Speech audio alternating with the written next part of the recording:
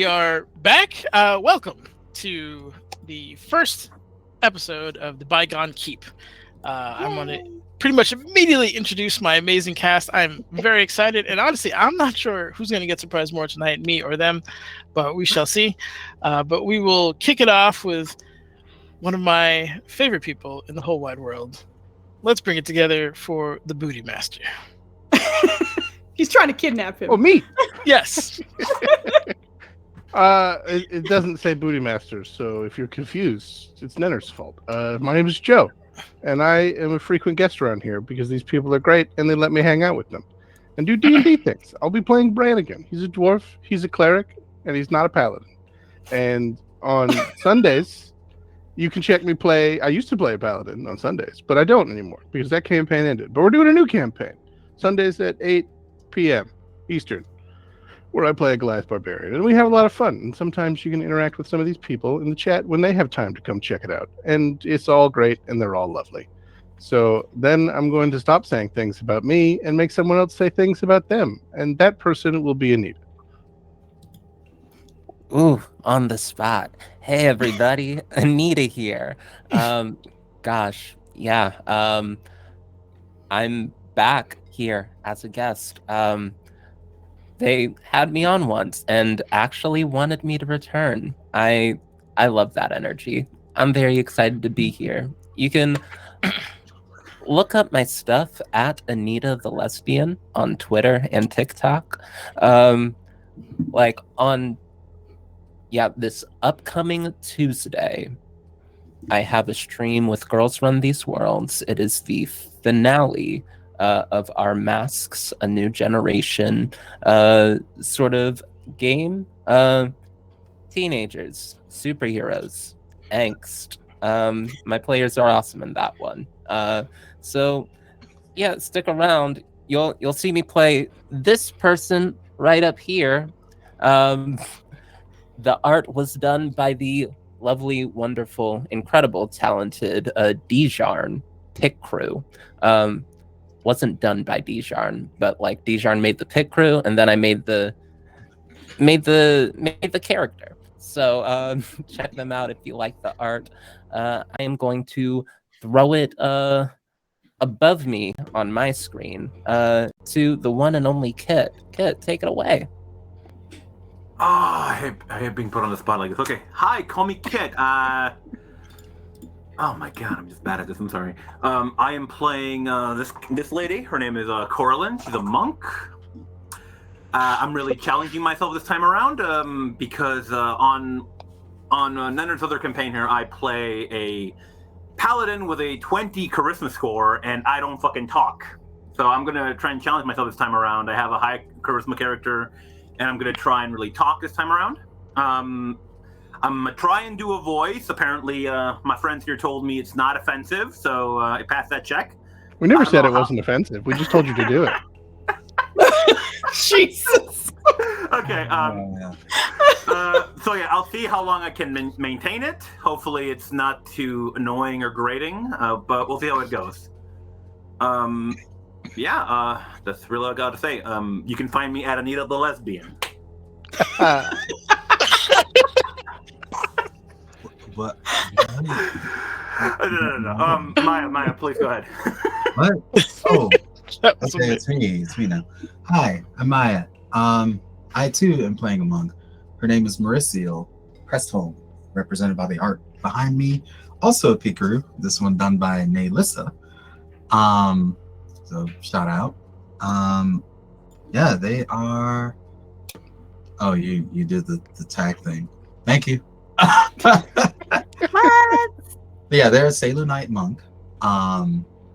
And gosh, I don't know what else I can say without giving spoilers. I'm gonna do that. Let's just say they've seen some things, a whole lot of things, and they've been through some serious trials and tribulations. They are a monk because they are practicing stillness and patience and weathering some interesting influences. By the way, they are a lunar soul monk, which is basically a sun soul monk, but with moonbeams, because moonbeams are cool. Moonbeams are just sunlight. Continue. Get out of here, Joe. It's D&D. It's different. It's magic, Joe. You don't Yeah. understand. Exactly. Moonbeams. I'm gonna go ahead and pass it over to. Did Foozca? No. Well, I'm not passing it to her. Okay. Go ahead. Letters, fuck you, Foos. Uh, Hello, I'm Foos. I'm excited, especially because I've never played beside Anita, so I'm excited for that at the very least. But I'm just excited in general. This is going to be great. I am playing a elven paladin that apparently it initially was not understood that this was a man. His name is Murida, but he's gone by Moody for the most part. And I'm excited because he's a vengeance paladin and he just really likes killing baddies. That's his favorite part of the job.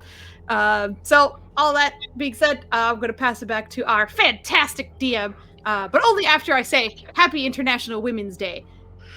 Take it away, Nenders. I didn't even know that was a day. I'm sorry. Happy International Women's Day. Damn. I'll just see myself out. Yeah, I Um, wasn't on the calendar. Sorry, but I will add. you didn't know? No. You didn't know, Nanners? Damn. Nenders, Cancel. what's going on? I don't know. Cancel. Yeah. See, the thing The about name's me not is scary. I'm a straight white man. I don't have to know these things. This is recorded. I shouldn't make those jokes. I was like, no, and Joe's a wonderful person. That is a joke. Please Apparently. understand. So I gotta say, man, your camaraderie with me and getting canceled immediately after me is heartwarming. I Look, appreciate if- that, sir. Sorry about that. Thank you. Once you're canceled, you'll have no one to play with, and I can monopolize your time. Let's go. All right. Anywho, social issues aside, we are here to play some D&D, and tonight we are starting kind of an offshoot of the Legacy campaign, a side story, if you will, behind kind of the curtains of what is going on. And these lovely people have all been invited to a clandestine meeting for the Order of the Gauntlet for a mission of some import, although for obvious security reasons has not been fully fleshed out to you. You find yourselves in the very meaning of Podunk, a series of hills, muddy streets, if you can even number that many roads in this particular hovel. Most of the dwarves here are elderly, crotchety, barefoot, toothless. There's some old material. It was an old mining town which had dried up probably since these residents have been kids, and just out of pure dwarven stubbornness have eked out a living of subsistence and stubbornness, essentially. The town is called Kazagrim, and you were summoned by a dwarf who goes by the name of Koras.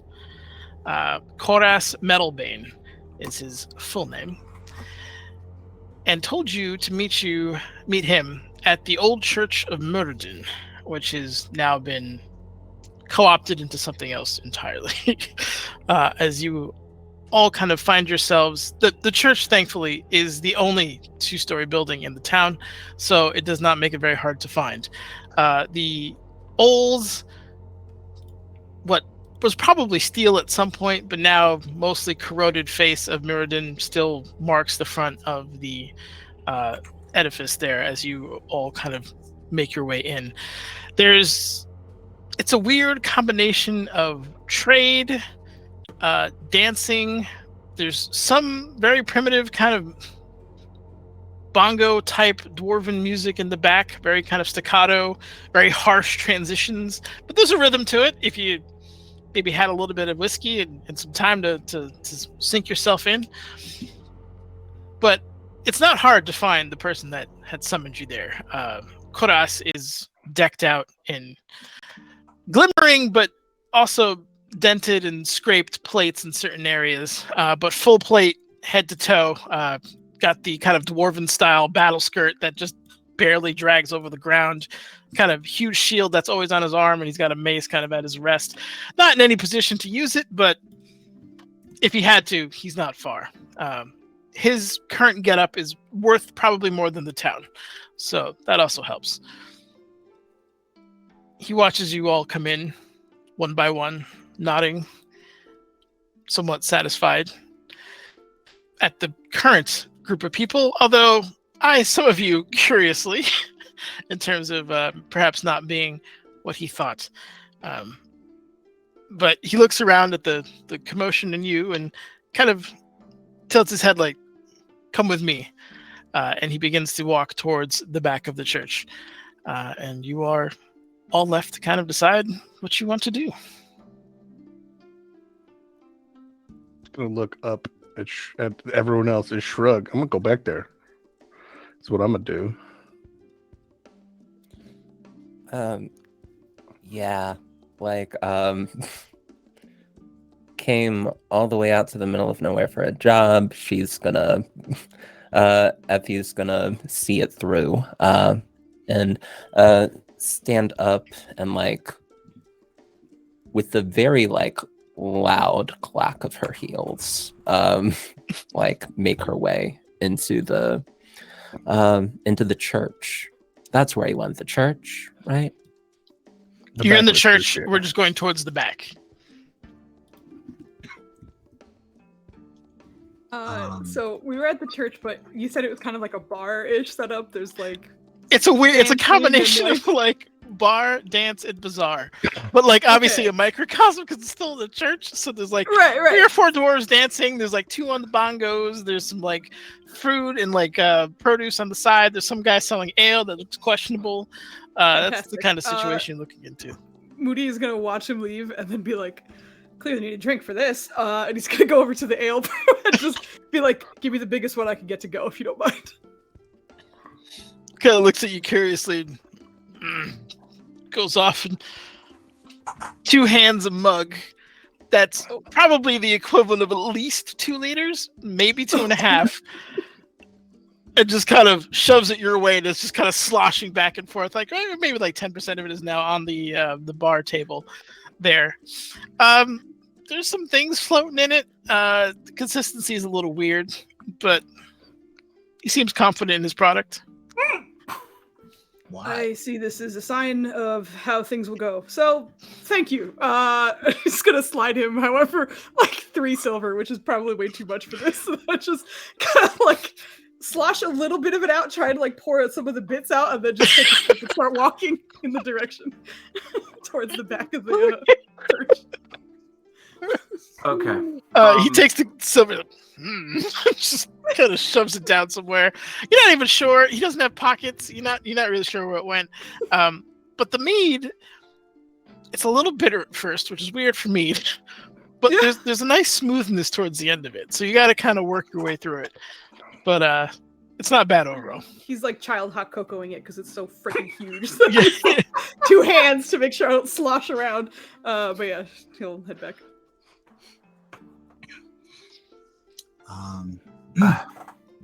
Merciel's gonna as soon as she arrives in the town, and even as she's like in this birch bar church thing, she's kind of like just keeping her senses peeled, like looking around, not necessarily at people or things, but just in general, and pretty much relying on her senses to see if anything's off. And of course, when asked to step to the back of the church, she's no stranger to that sort of thing, so she heads on back without really questioning it much, unless she picked up something weird. In which case, give me the first perception check of the night, please. Oh, okay. Wow, we're here. Roll, girl. Set the tone, girl. Let's go. All right, let's see what the mood of this character is. Let's go. Cafe. Also, her passive perception is 7 fucking team. This is... Oh, I thought you were going to say 7 flat. I was like, oh No. Sorry, I didn't mean to do advantage, but there you go. Oh, I don't have the advantage or disadvantage buttons. Nanners, you slacking, bro. Oh. That's fine. We'll fix it as we go. First off, Maya's been playing Roll20 with us for years. Like half the time that you've been alive, Kit, she's been playing in Roll20. Get out of here. Exaggeration. Kit's 5 years old. Anyway, so I love Kit. He knows For shame.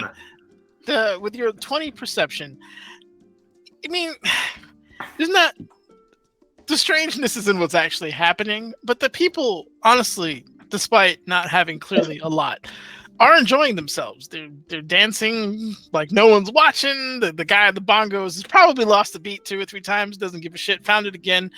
You got Blueface on the bongo?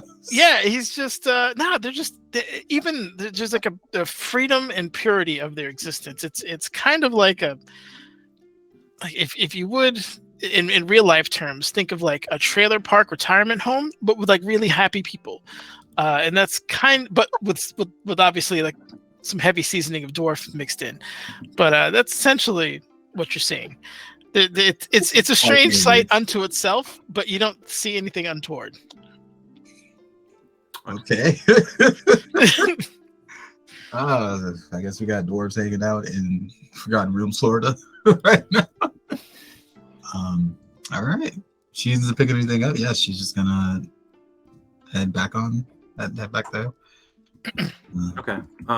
Coraline would have been watching the live music the whole time, and just silently judging them.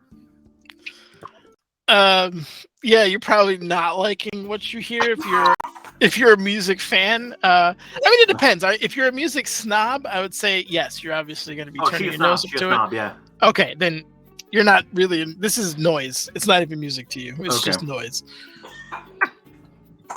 And the other thing she'd be doing is she'd just be on alert, watching for anything, like any threat. Okay. I mean, it's an open, typical, almost like barnyard church kind of thing. It's well lit. Mm-hmm. You can see everything in there. You can give me a perception check if you're really passionate about seeing if there's anyone creeping up on you and your dwarf friends. Okay. But 15? No. Okay. I rolled a fucking 2. Okay. You're also whispering it to me, so turn off the whispers if you don't mind. No, don't. Okay. Yeah, fine. So 15, same thing with Maya. I mean, the issue here is the whole situation's strange, but again, it's not in a bad way. It's just you walked into a place that maybe isn't your scene, which probably isn't your scene. Okay. And we are following. Smells like the dwarf. Okay, so you're following. In gay.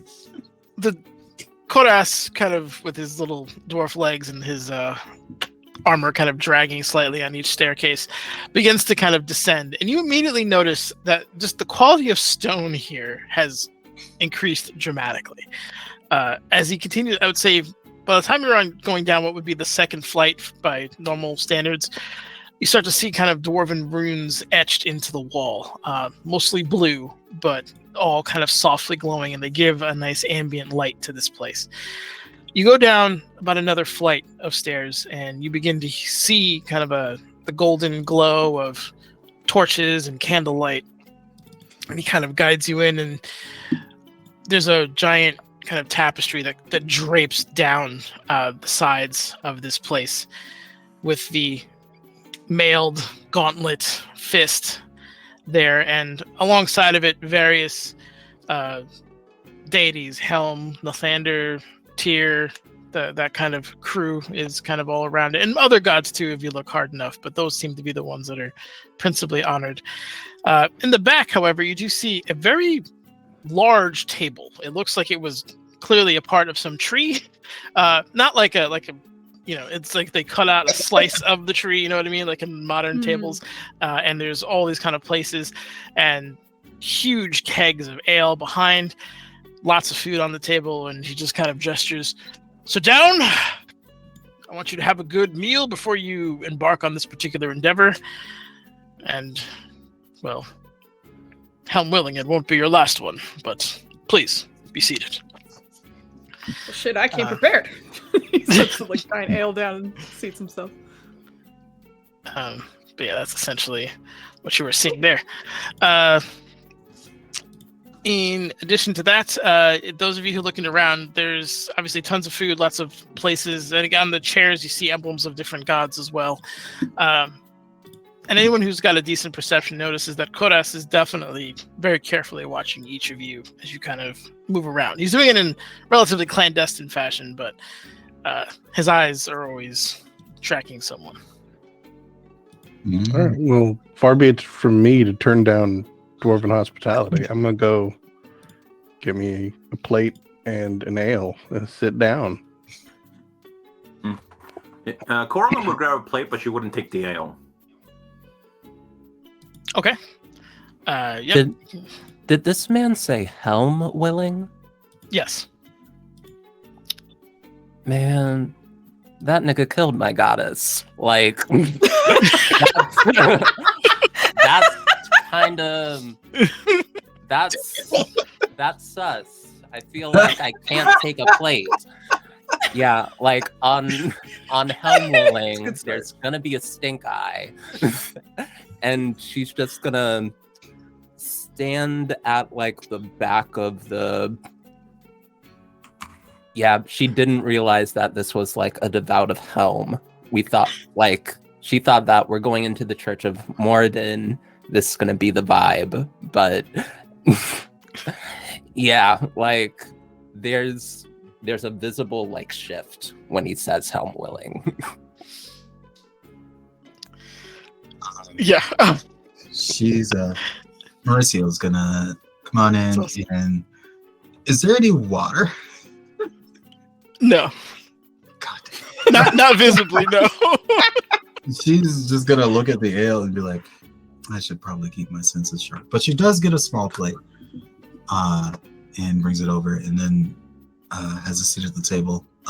She's also going to eventually notice that he's looking around, but then kind of study him a little bit to see who he's focusing on and see if she could parse out why they might be doing that. Well, he's definitely focusing a little bit on the stank eye that he just received. It's one of those, like, I acknowledge that I'm clearly going to need to address this at some point, like, like mental note. You see the mental note get logged. But I think in general, it's just from one warrior to another, kind of a sizing people up, right? Just kind of see, and what you guys are made of, that kind of situation. You saying that carry that yourselves made me visualize Karasu staring at people. The moment you said I just saw a bird staring. and like also I feel like I gotta set the scene for Effie a little bit. So very big hair, like dark-skinned woman, only about like 5'3" in the heels, and is very much wearing like video game armor, like just like a bralette and a mini skirt and the high heels, and that is how she arrived to church. So there are probably many reasons why like there's a little bit of some like tension. Yeah. I mean, this church does not feel very traditional in that sense, but like still she wears what she wants. And yeah, there's a lot going on. Yo, Mauricio definitely took a moment to look at her and be like, why?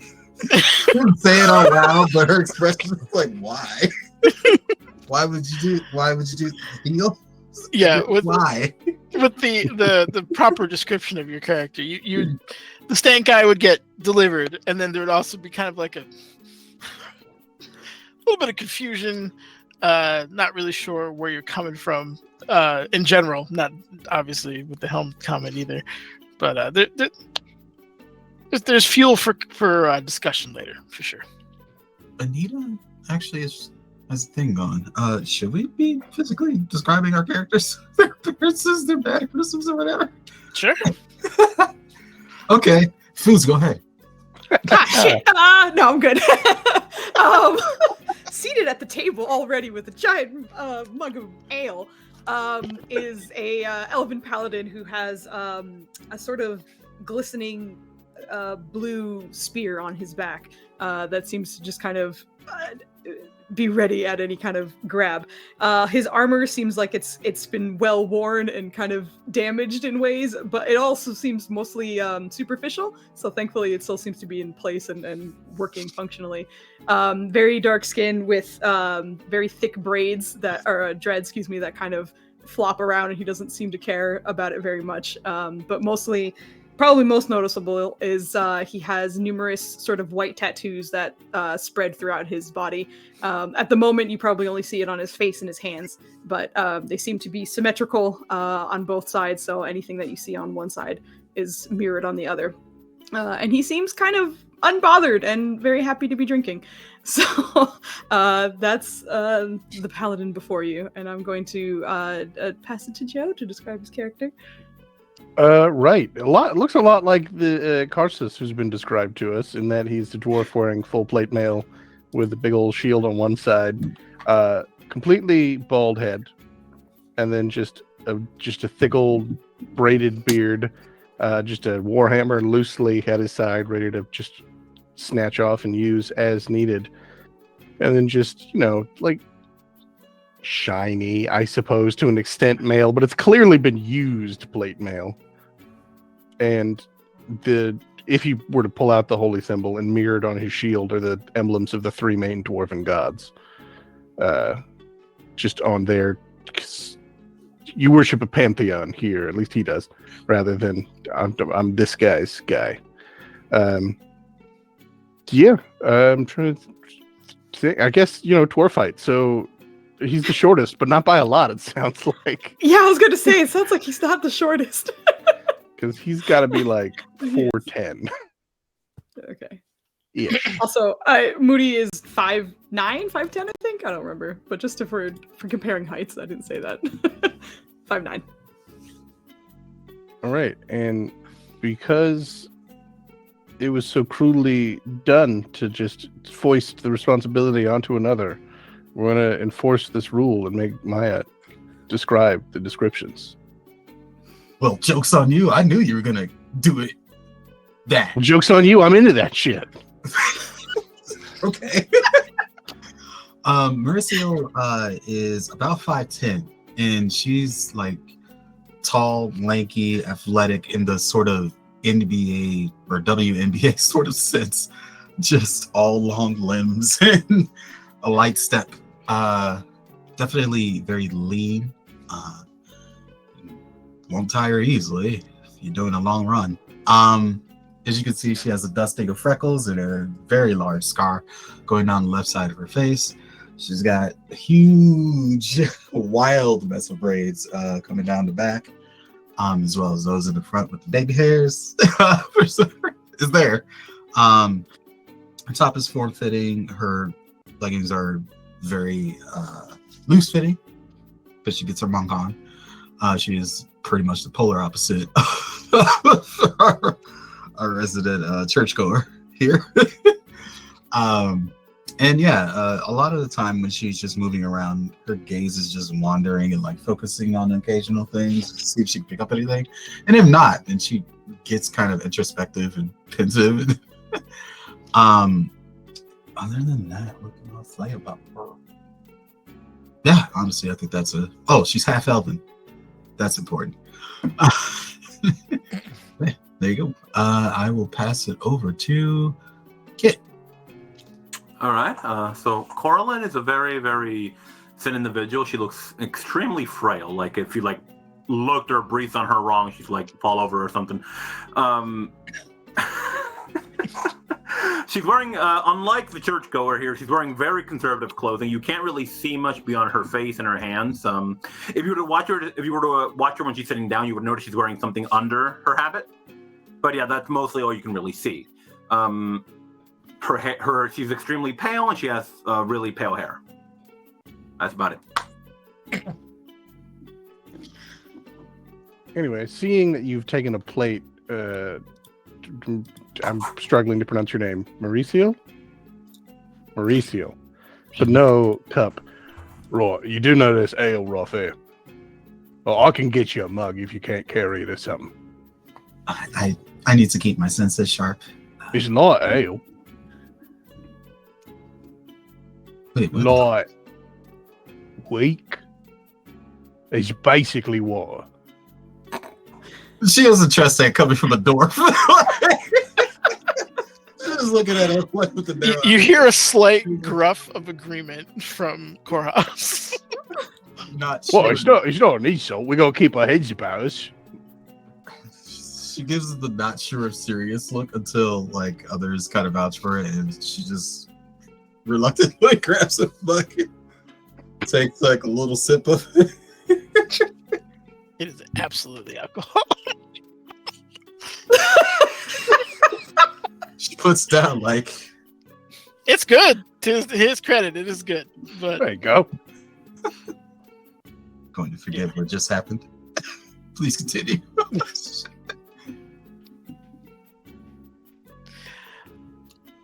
he lets out a bit of a chuckle as he watches some of the interactions.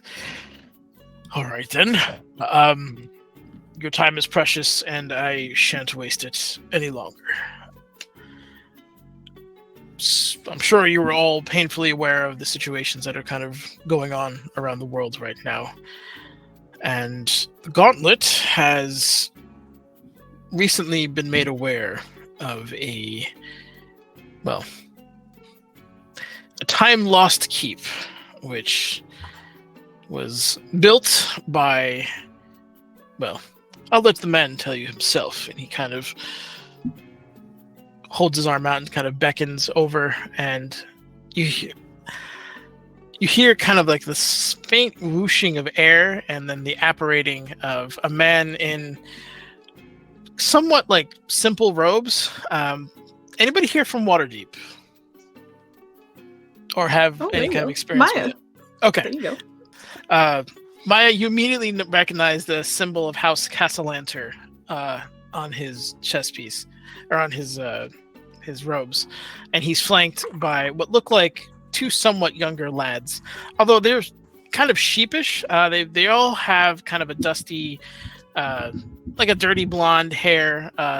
The elder Castellanter, and they all have kind of slightly pointed ears. Some elven ancestry in there. The elder stands at about 5'10". His sons are taller than that, just over 6 foot on both of them. One of them is much more like athletic than the other, but they all kind of come out, and they're all wearing these, again, simple robes, simple sandals, which for Marcial would be odd. If you want to give me a history check, you can get some additional information due to your background. It's going to be a terrible history check because religion. Well, with that attitude, yeah. You can only get so many skills as a character. Oh, See? oh, the prophecy has been fulfilled.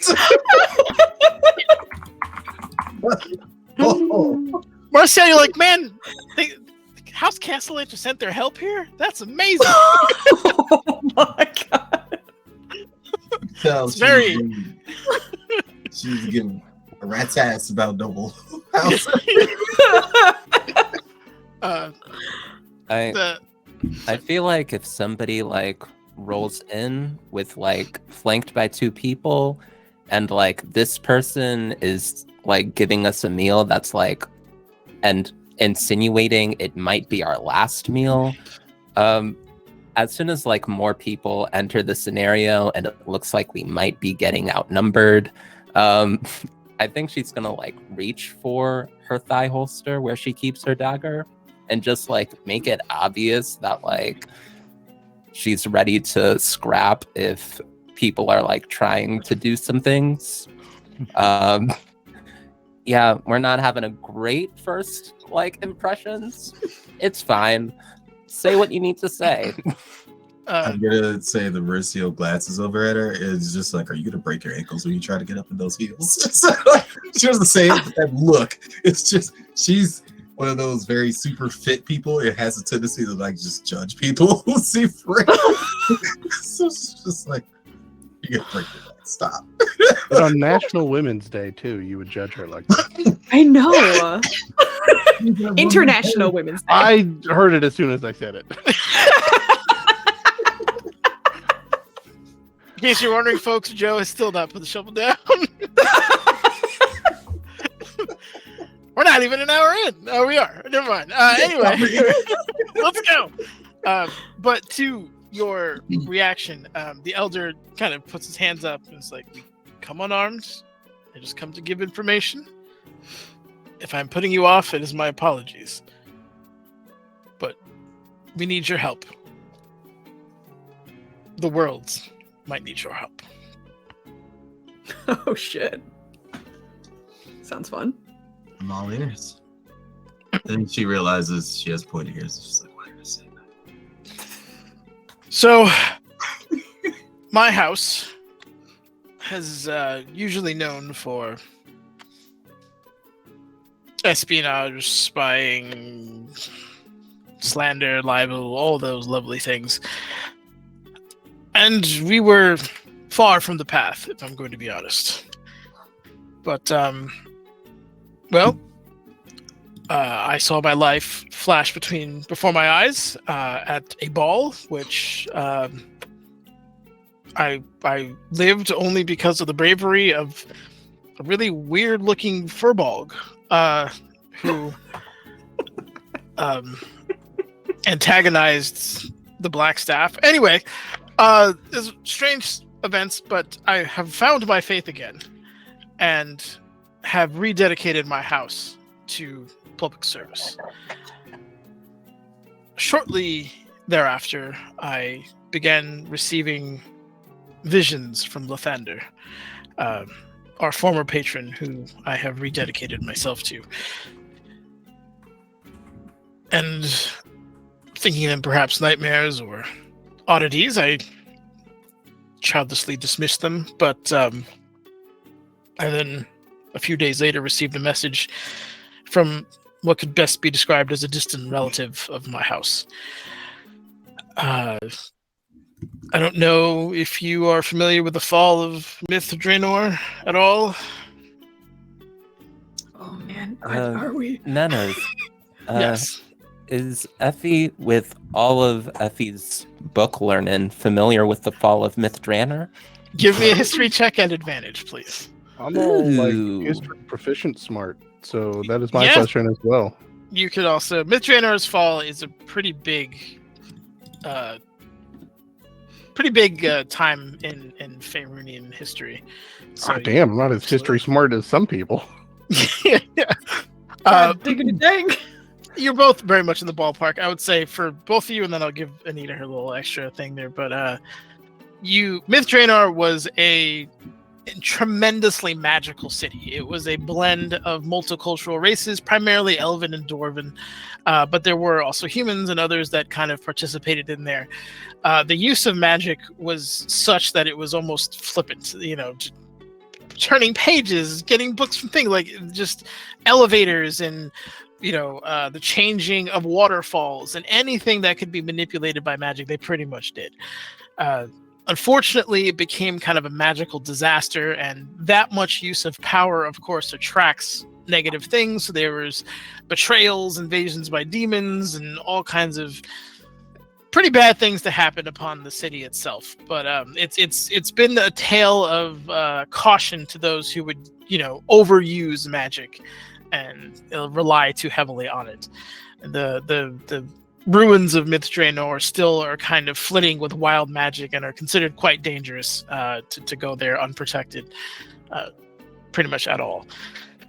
That being said, after that the city had fallen, Anita, you would know this, there was a couple of factions that kind of broke off. There was a faction of dwarves that broke off and just pretty much swore against the use of magic and abuse of it and kind of dedicated themselves to it.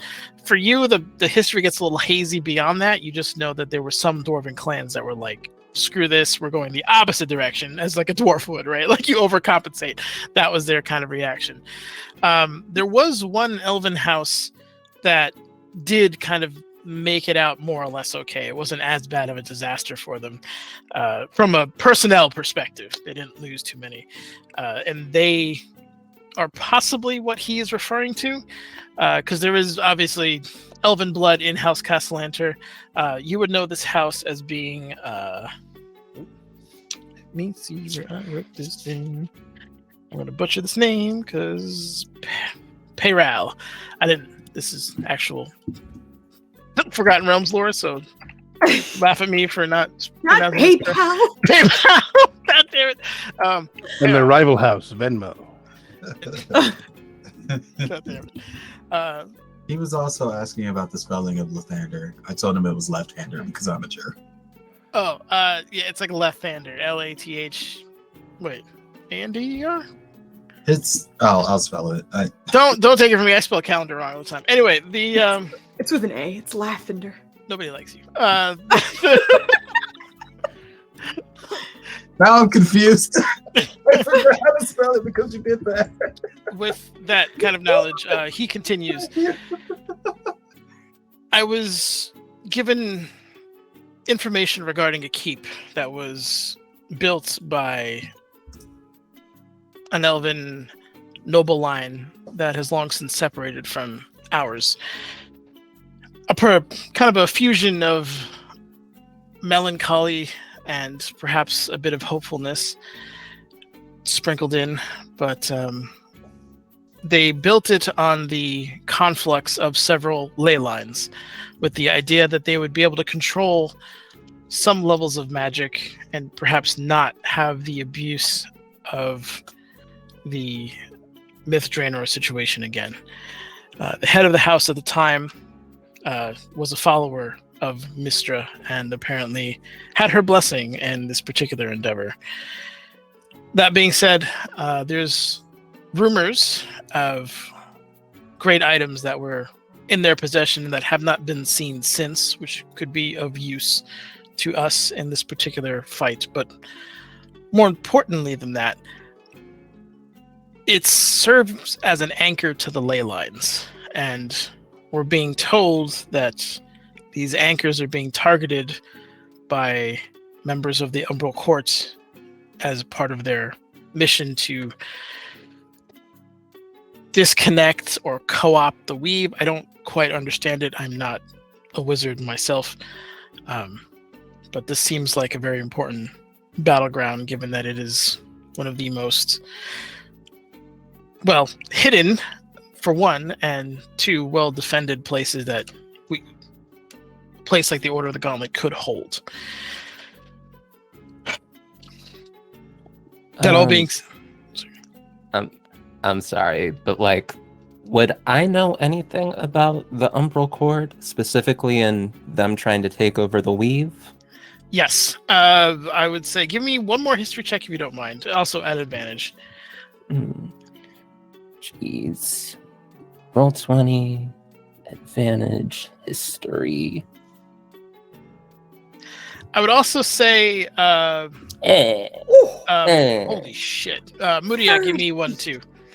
Okay, I was gonna say, do I know this by default or oh god, that's a history check you want from me? Yep. Ooh, You get advantage because of what your I appreciate that. Here comes a 4 to You're 6. gonna get a different set of information.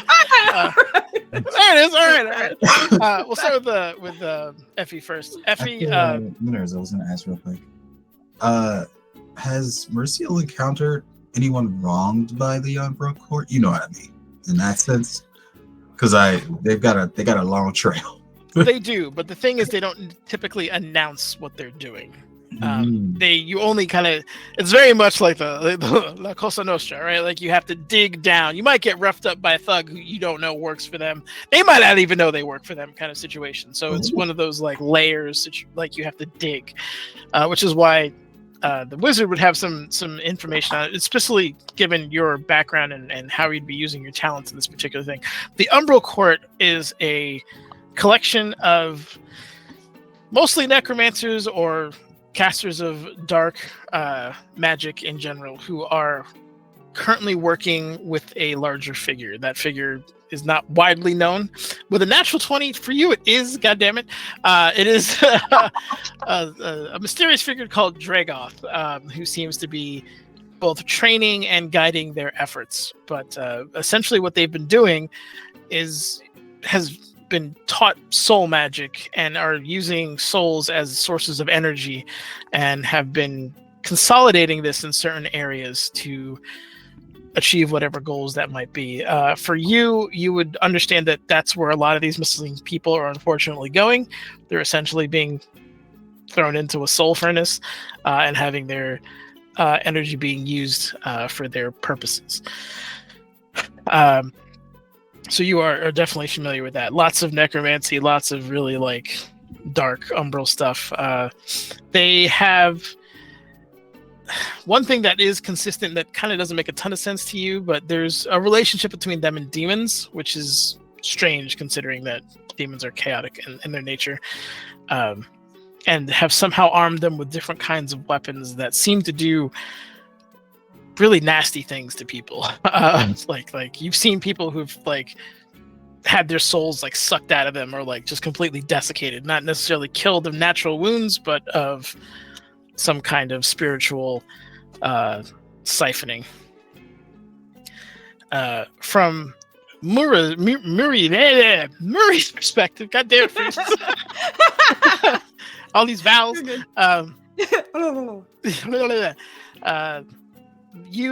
You've kind of beaten your way to that particular conclusion. You've intercepted quite a few of these human trafficking situations. You've followed leads, following people who are of ill alignment, which is not easy to do in the city that you were doing it in. But you are familiar with the Umbral Court as kind of like this shadowy organization. You don't know too much about them. You just know that they exist and that there are many. But and they're feared amongst those who are aware of them, to the point where they would most likely rather die than give up information regarding them.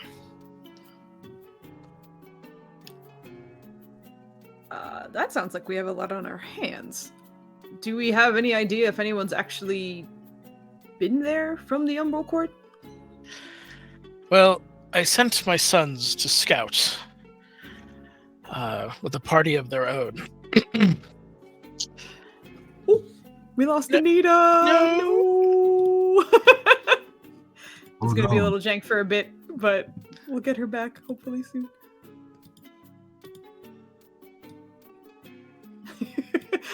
Shall I put us to a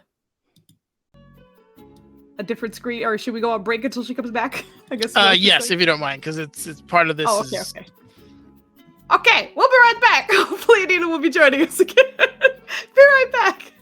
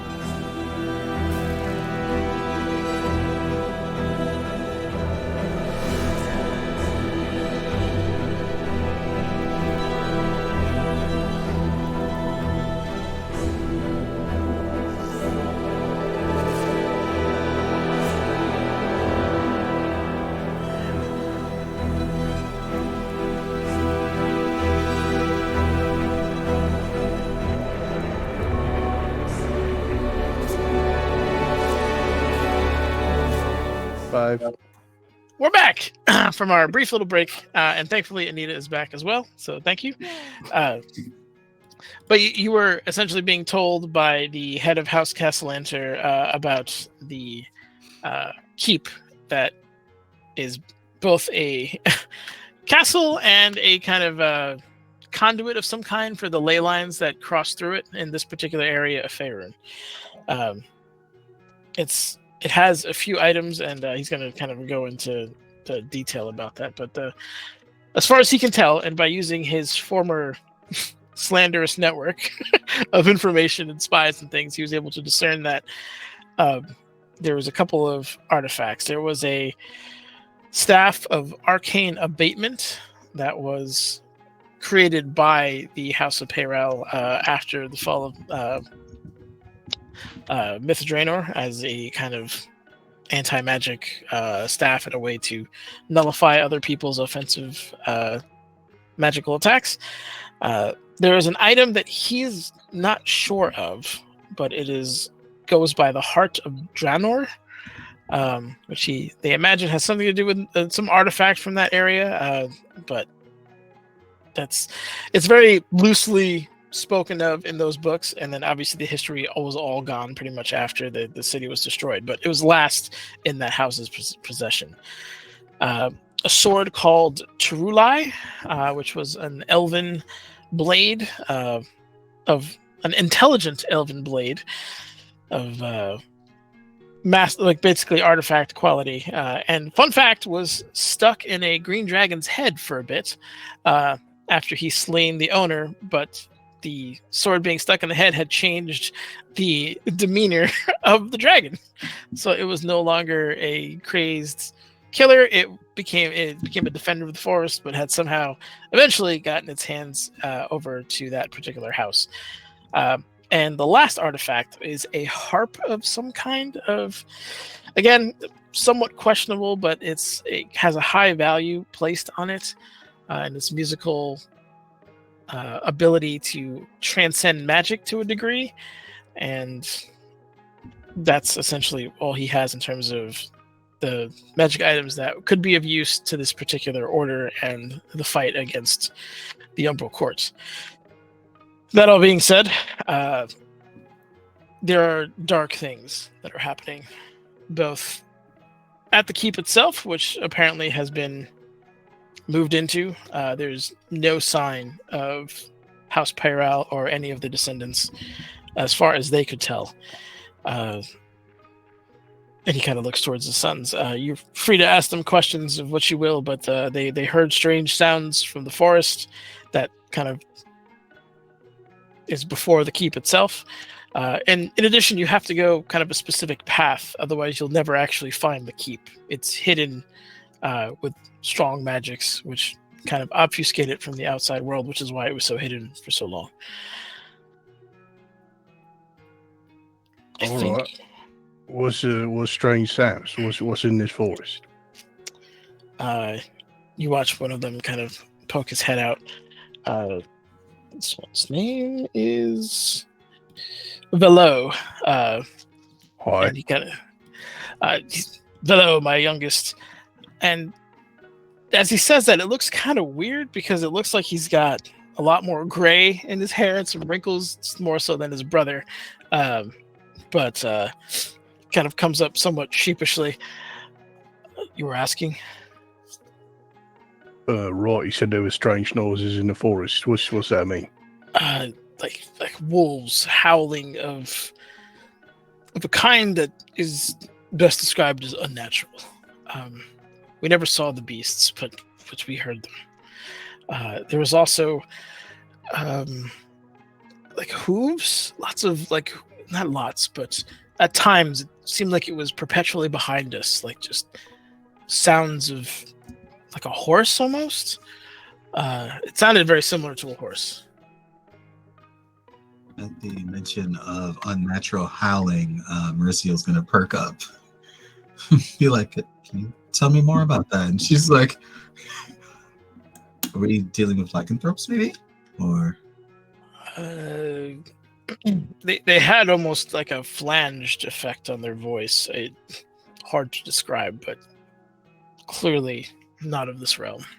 Well, not of the realm that I've been to. Well, lots of things, Hal. You got wolves and lycanthropes, and you got bacon, cheese, and eggs, and that's the first 4 things I think of, but I'm sure other things, Hal. She kind of looks at the others like, did anyone understand what he just said? Moody's just gonna like raise an eyebrow. That all aside, this was all in the forest leading up to the tower? Yes. And did you make it to the tower?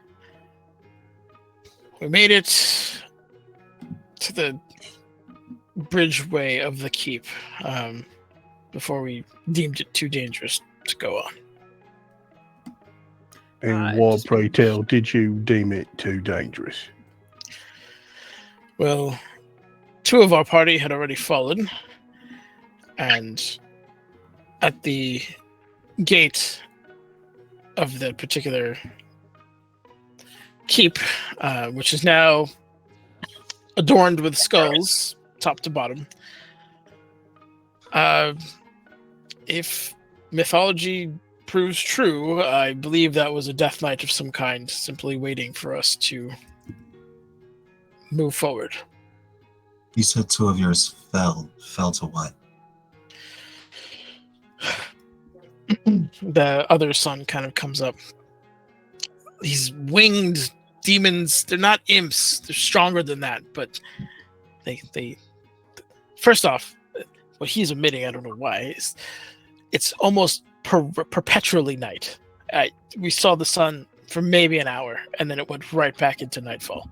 Second, these creatures would swoop down in the darkness and carry you off and simply drop you. If you were lucky, the other one of our team was not so much and was more or less clawed to death when we were all sleeping. So if you plan on traversing it slowly, make sure you have a able watch. Does this sound familiar to anything that she may have checked out in religious texts? Or would Regal have anything to say about this? The description, they are small. Like, they're not quite gargoyle sized. I think if it was a gargoyle, he would have said gargoyle. They are nobles, so they are somewhat well educated. He legit does not know what he ran into. Do these things sound familiar to any of you? I mean, demons is demons. I need them muted. Do they sound familiar with my studies? Do you have a history in demonology by any chance, or like a background history, not like a stat history? I learned Abyssal and Infernal from my Okay, mother. yeah. Give me a history check again. Could you roll us another 30? Let's see. This Let's is go. just a normal history check, right? Yes. Yep. Awesome. I'm suddenly remembering what it's like to have Leah in our party again. I know, right? These bomb-ass history checks. Yes, very nice. The hounds, the dogs, demons, kind of sounds like hellhounds. Some kind. Odd that they didn't get chewed on by them, but that certainly tracks. In regards to the hooves, that's a tough one. There's a lot of cloven demons that run around, obviously, but not too many of the horse variety. Tough to say at this point. And the winged creatures, again, they sound maybe like small gargoyles or some kind of combination of, but hard to say.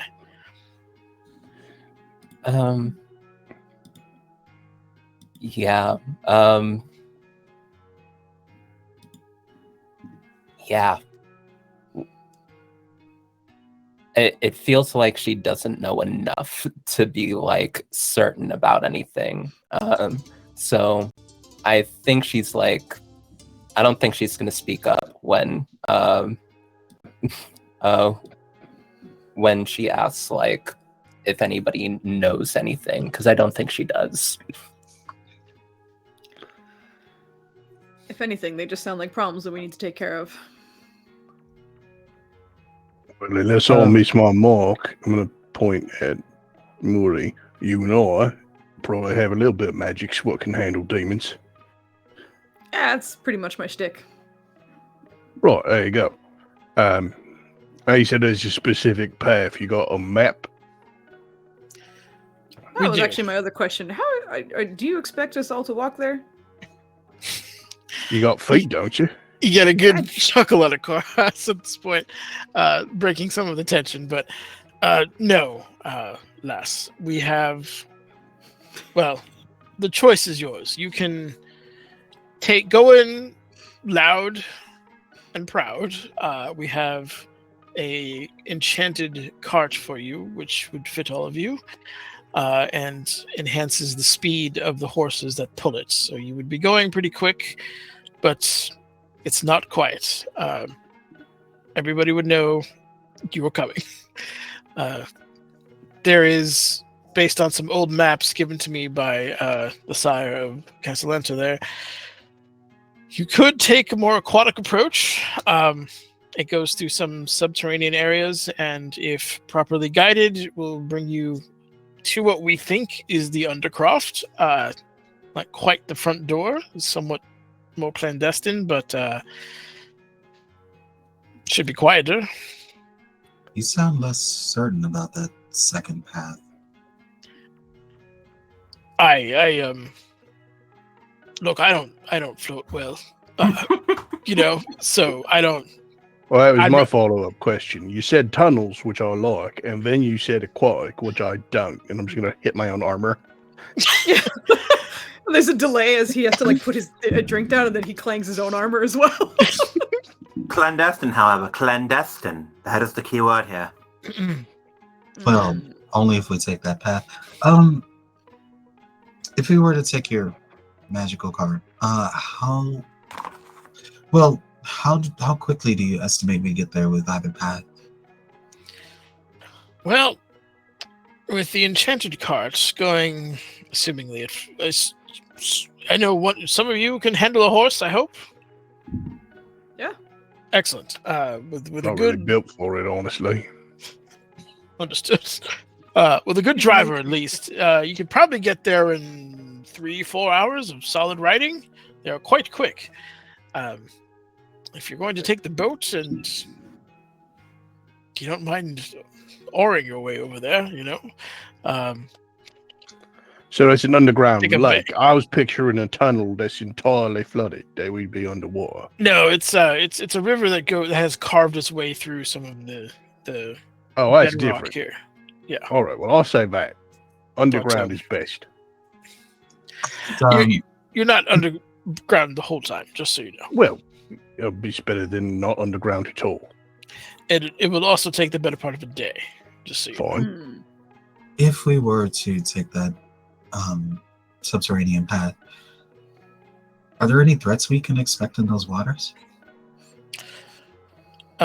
We have records of trolls in the area, river trolls. But beyond that, I imagine that'd be some of what you face. I'm sure there's an ecology there that you might be interrupting, but none that I could say specifically. It sounds like there are some things around the outside that are causing people trouble anyway. It's probably best we clear that out. I didn't even know river trolls were a thing, so Right, I'll say this.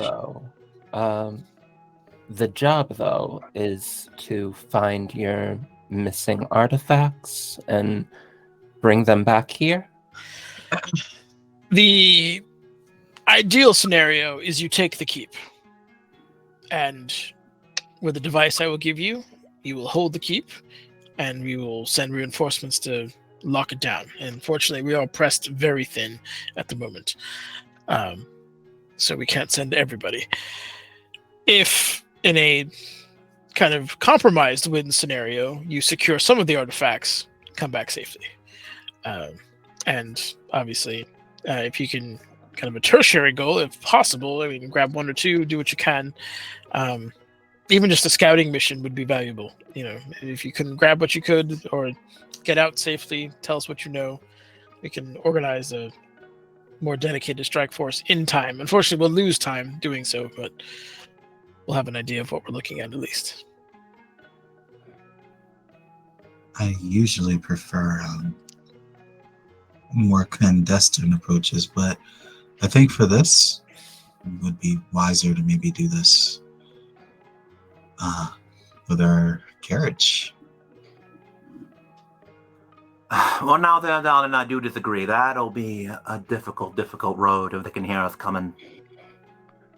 That's kind of the point. They lost two. I say we avenge them. The flying things are probably not in the tunnels underneath, I imagine. Right, we're going to avenge them either way. My point is, we're not being clandestine in any case. I'm going to knock my own armor again. There is that. But I will tell you this. Horses die, like, easy. And then you got a magical cart that won't go fuck nowhere. Just make sure the horses don't die. Easier said than done. Um, One good hit, horses out. How much time do we save with the magic cart and the horses? Roughly about, 20 hours? The other one was like better part of a day or something. Yeah, it was a better part of a day, pretty much. 18 to 20 hours, depending on how... If you got any, like, sailors or Navy people, then you might be able to shave that down. But,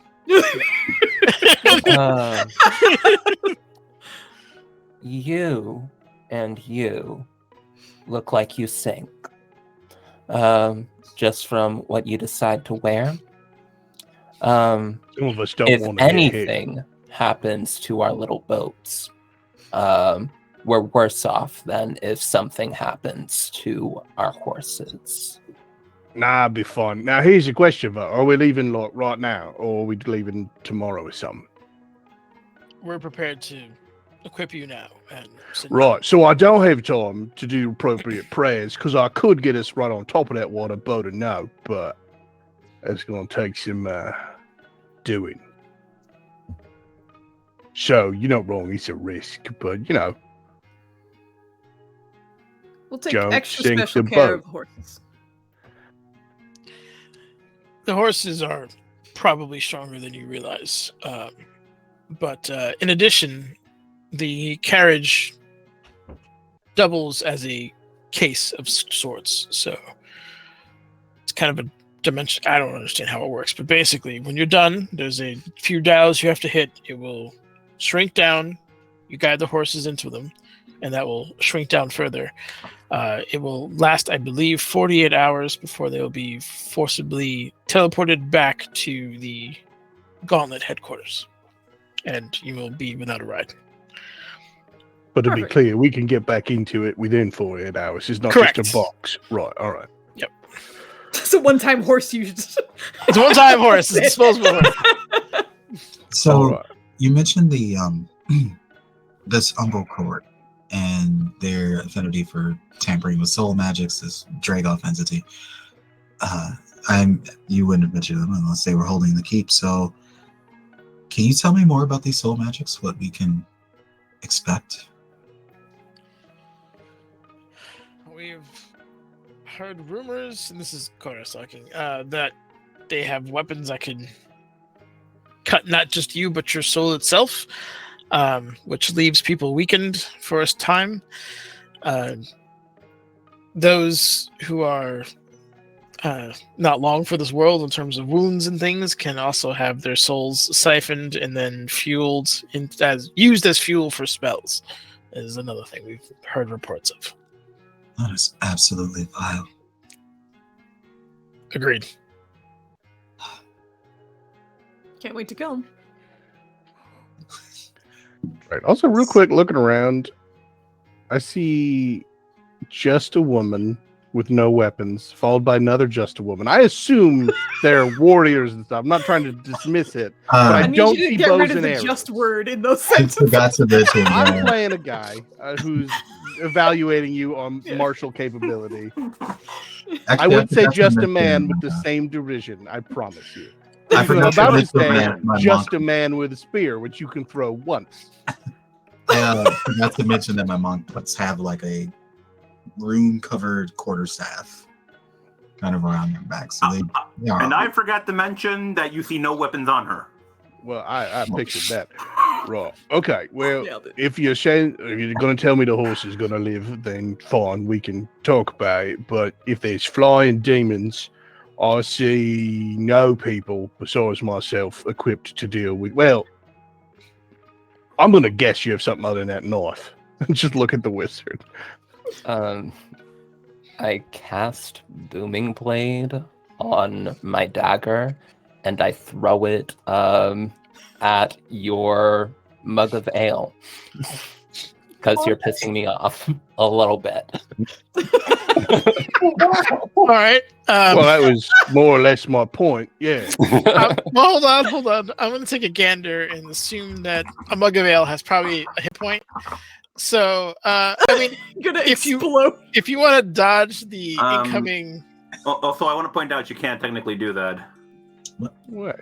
Ooh, I can't. No, you're making it has to be with a melee attack. Oh, It's a melee weapon, but you're throwing it, so you can't. there. stab it into the table. Well, I mean, the you can throw cantrip will just fail, but you still throw the knife. Yeah, Glowy I'll knife. just like walk up to you and like instead I'll go up to your plate and just like boom and blade your mutton, and just explode the helm food because I hate that food anyway. That's hilarious. which is Right, pretty that good, was by the more way. or less what I was talking about. Can you do that at range, though? Or do you have something else? Doesn't have to be that. I'm just worried about stopping flying demons. You got to probably say like a quarter worth of vaporized mutton in your beard. Just, I mean, there's lots of stuff in there. Is that really necessary?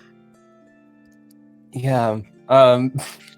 I think she's I think she's like a little I think she is very insulted by like you don't know me.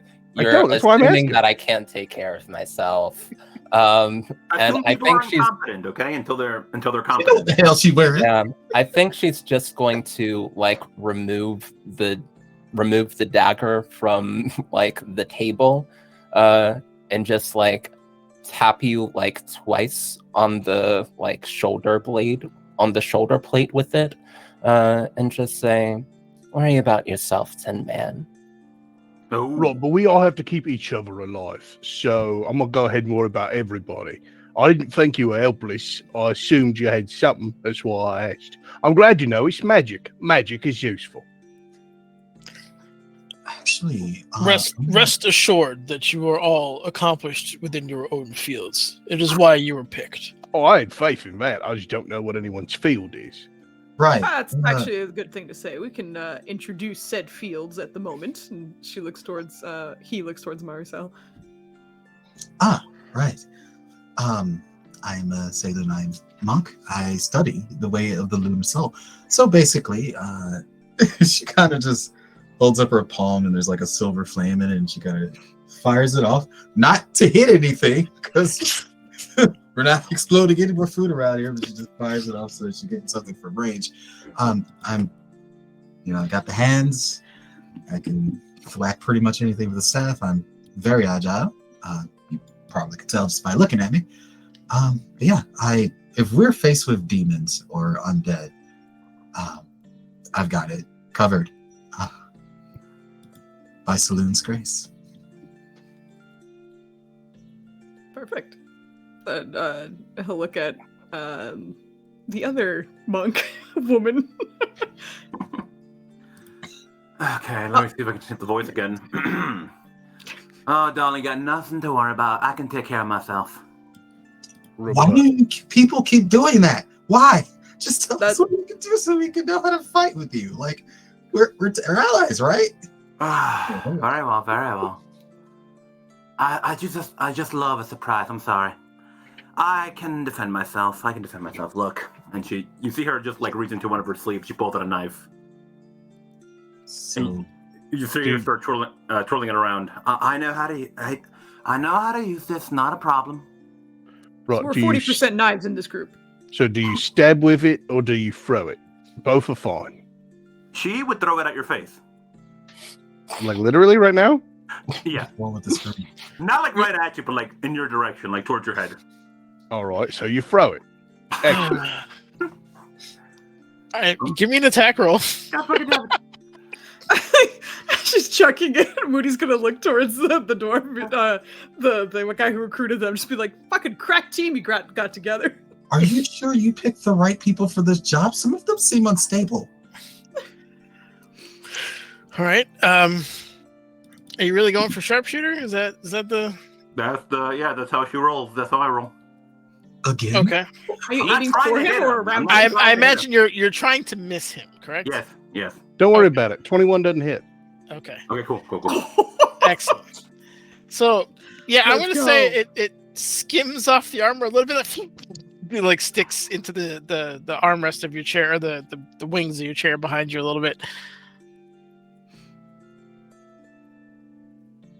You want me to get that or are you gonna? Nah, you can leave it there. Are you satisfied now? No. Almost. I assume you have more of them. I'm gonna pull it out and just like slide it across the table. We're not leaving weapons behind. And you were magic, right? There's lots of flavors of magic, but magic seems adequate unless you'd like to. You seemed upset before, but you tell me or don't.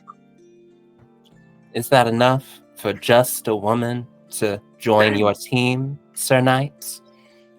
Well, I'm not a knight by any stretch, but yeah, you're a wizard type. This. Are you offended by just a woman? Because you're both. I'm just a man. Well, I'm just a dwarf man. Right. Are you reasonable? You got a spear. I can't believe to think that I might actually be the reasonable one here. No, yeah, I guess might be kind of close to a knight, which you kind of called him, but I'm kind of not.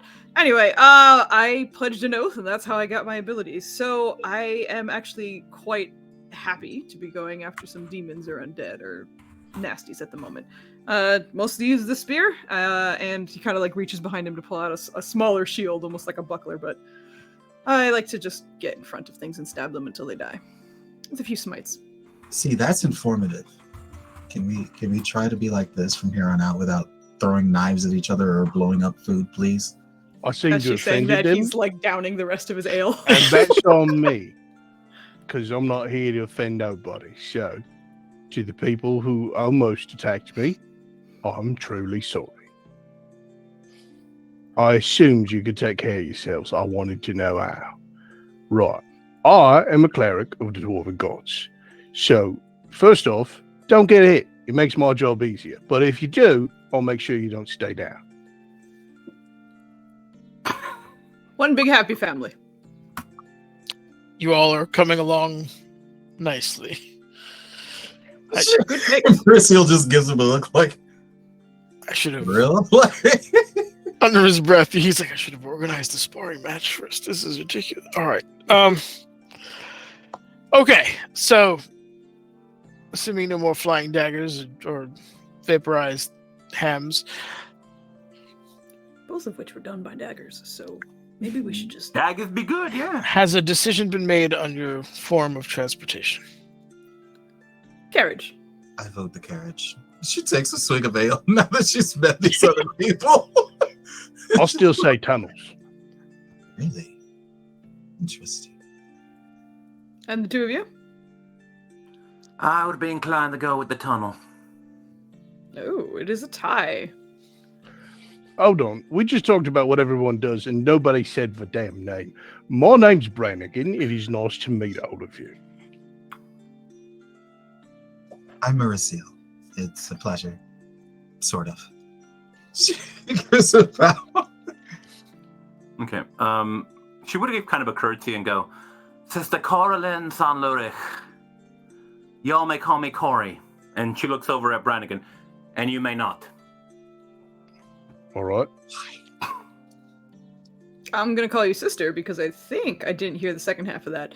My name is. You could just call me Moody, but that's it. Looks at the wizard. Effie. Well, then, Effie, I believe it is up to you our transportation. For the rest of us have made a draw. Correct. What type of boat are we looking at if we choose a boat? I mean, it's kind of a glorified dinghy. Does it'll fit anyone both. have experience with navigator's tools or seafaring? I'm afraid not. I've experience with tunnels. Carriage. Carriage it is. Carriage. Okay, well then. Well, I look forward to smashing some demons alongside our knightly friend here. Can we please? Wait, feel free to finish your meals. There's no immediate rush, but the sooner the better. What House exactly? Sorry. House Umbro. Do we know anything about how many forces they have that are defending the keep inside there right now? The sons kind of look at each other. We saw patrols of, dead people. It's the best way of putting it. Skeletons, corpses. Although, not poorly animated, if that makes any sense. And then Koras will jump in. The Umbral Court is known for having necromancers in their ilk, liches as well. I would expect to see one or the other, at least. And if the younger one is to be believed, a Death Knight, apparently. You don't Moody believe is him? actively stretching at the table. Percival is like, the freeze frame of Batman. Like painting, and then the eyes just narrow, but the rest of his face is completely steel. That's Percival right now. So yeah, Corey would be like, she would raise an eyebrow at that last part and just go, you don't believe him? What? Look, I salute these young lads and their bravery for doing what they did, but fear can do a lot. Loss can do even more. I think it'd be foolish to trust our own senses most of the time, let alone under duress. Who are you in all of this? Koras? I am. I know Battle your name. Captain Why are Koras. you here in this room with us? I am basically assigned to help teams of the Order of the Gauntlet assemble and be deployed. I chose this particular village because, quite frankly, it's very difficult to infiltrate. You would stick out rather quickly if you did not know local customs, and without my blessing, they are not very friendly to strangers. So, and it helps that we have a warded subterranean hold here that we can use.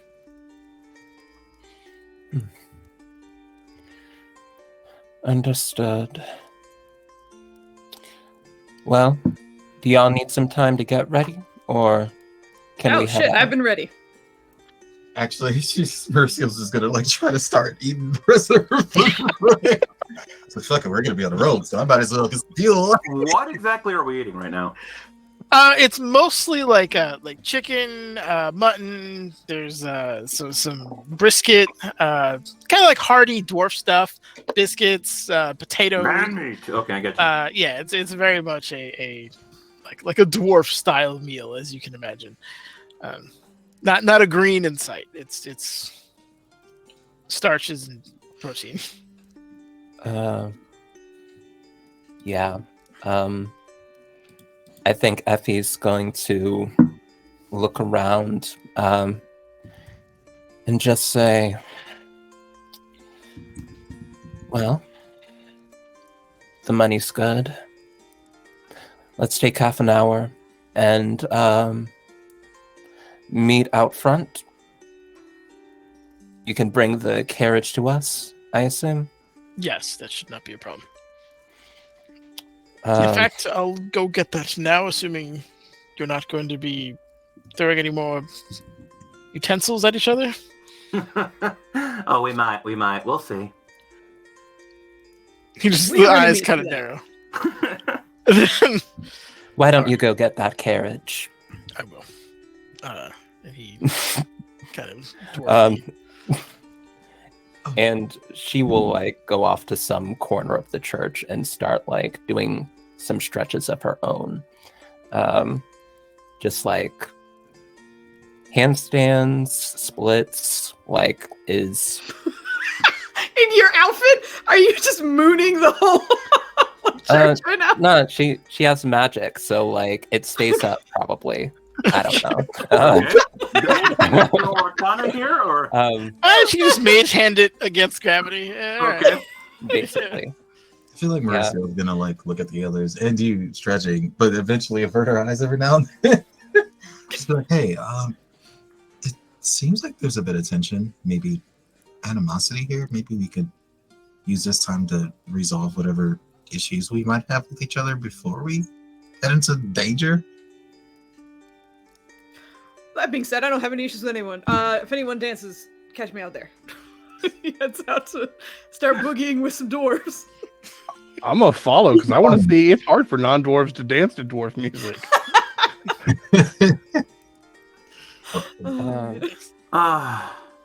That'll be She's gonna an focus on these two. Like, Yeah, I think she's going to. I think Effie's going to like start out, but when like Murray sort of like says, "Hey, let's talk about possible animosity." Like, oh, I'm having a bad day, so this is probably about me. And she's going to start stretching like in the room with her. And she'll just say, "Oh, mostly I'm uncomfortable with this place and this food. Everyone seems like okay. The dwarf rubs me the wrong way. I didn't like that just a woman thing. But nothing I can't work with, especially once I get out of here and get away from Karas. Ideological stuff. His god killed my goddess. It's a whole thing." hey, she knows religion. Can she like try to think on that? Like, who has held bodied recently? I mean, I know, but like, so to see. Absolutely. Give me a religion check, please. Here we go. Are you proficient in religion? Yep. Then do it at advantage. Oh, And right. imagine Then something you get that you'd catch. advantage. Oh, I'm in the low rollers club today. Oh, my skull from my crown. Oh, okay. Hey, Dennis, can I borrow that crown real quick? I think Flanny still has it, but yeah. Okay. Oh, okay. With a 12, you vaguely remember something with Mistra.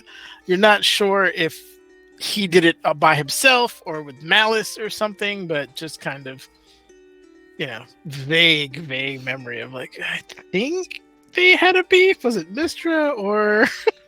And yeah, it kind of trail off, but That's gonna be her. She's gonna be like, Mistra? And then look around. Oh, you're familiar with Our Lady of Mysteries. Somewhat. And she just kind of sits here like this for a second.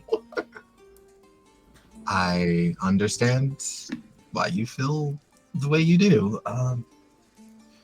Goodness. So, ooh, I don't even know what to say to that one. That is something you would never. Okay. It is truly strange how many apocalypses happen after my goddesses die, and how many times people continue to kill my goddess and start apocalypses. I would think once like cities fell from the sky that people would like take a hint and be like, let's stop.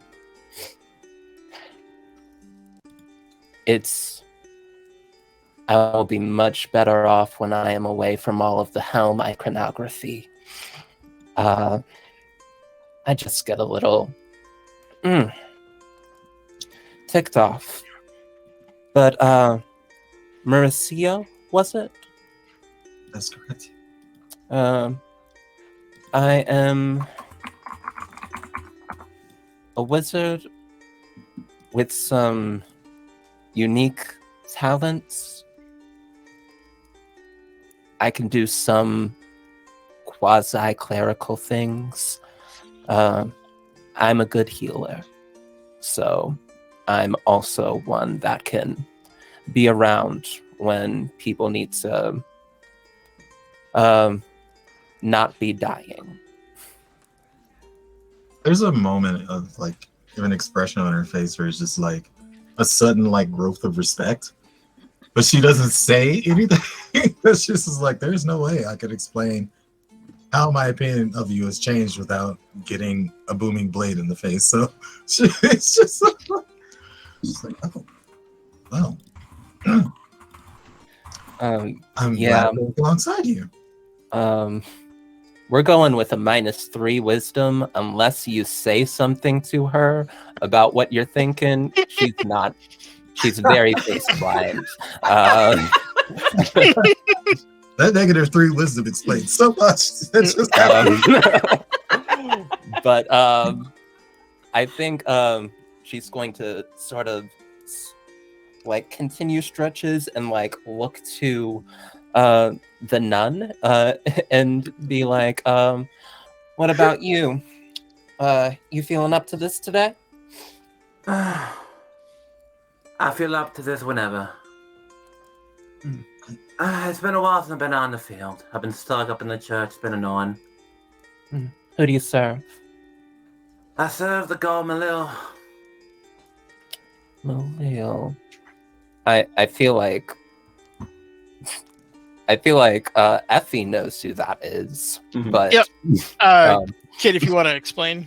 Malil is a god of artistry, song, inspiration, eloquence, all that shit. Yeah, I'm pretty sure Mauricio's looking at her and she hears the name Malil and is just like, how, Sway? But she doesn't say it's another one of those, I'm keeping my pace. It's just like... Actually, you know what? Give me a performance check. See how well you're holding in all these raging reactions. Let's go. This is the only character I don't have performance sucks. I wanted to do everything different. Oh. It's not bad. It's not bad. It's not bad. Also, you've been rolling all of these. So I'm assuming Effie does not have the passive perception to clock that. I'd imagine I gotta get us to the Corlin does. Yes, very much Okay. So you catch that, unfortunately, Effie does not. But yeah, she wouldn't really say anything to that. She would maybe let out a little chuckle to that, but just wouldn't say nothing about it. I think Effie like looks to Mauricio and is like, do you need to go to the bathroom before we start? Like, once the cart gets started, I don't want to stop, and you got a funny look on your face. I'm just going, that's why you were asking me that, but no, I churn a lot of things over in my mind constantly. Should probably be more forthcoming about why, but Malil,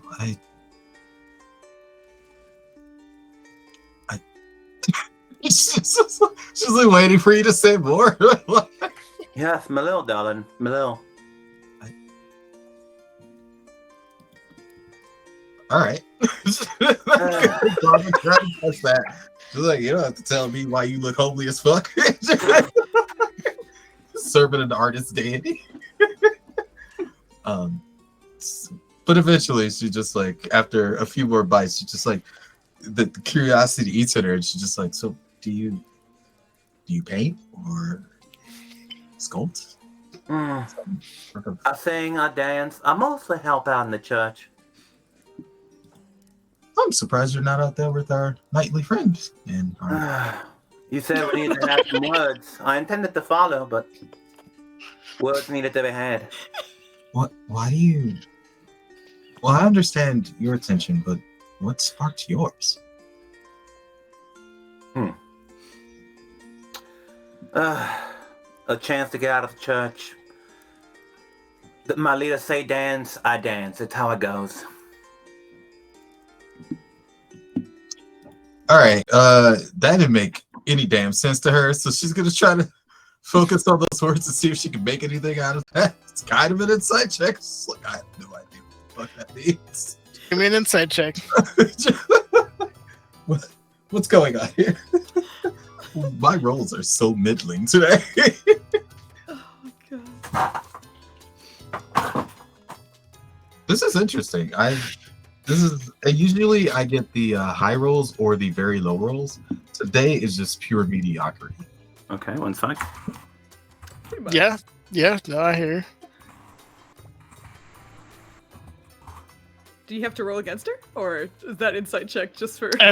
So with certain insight checks, I'm gonna have the other person whisper me it so that I can just describe it to you, and you guys have to kind of figure out,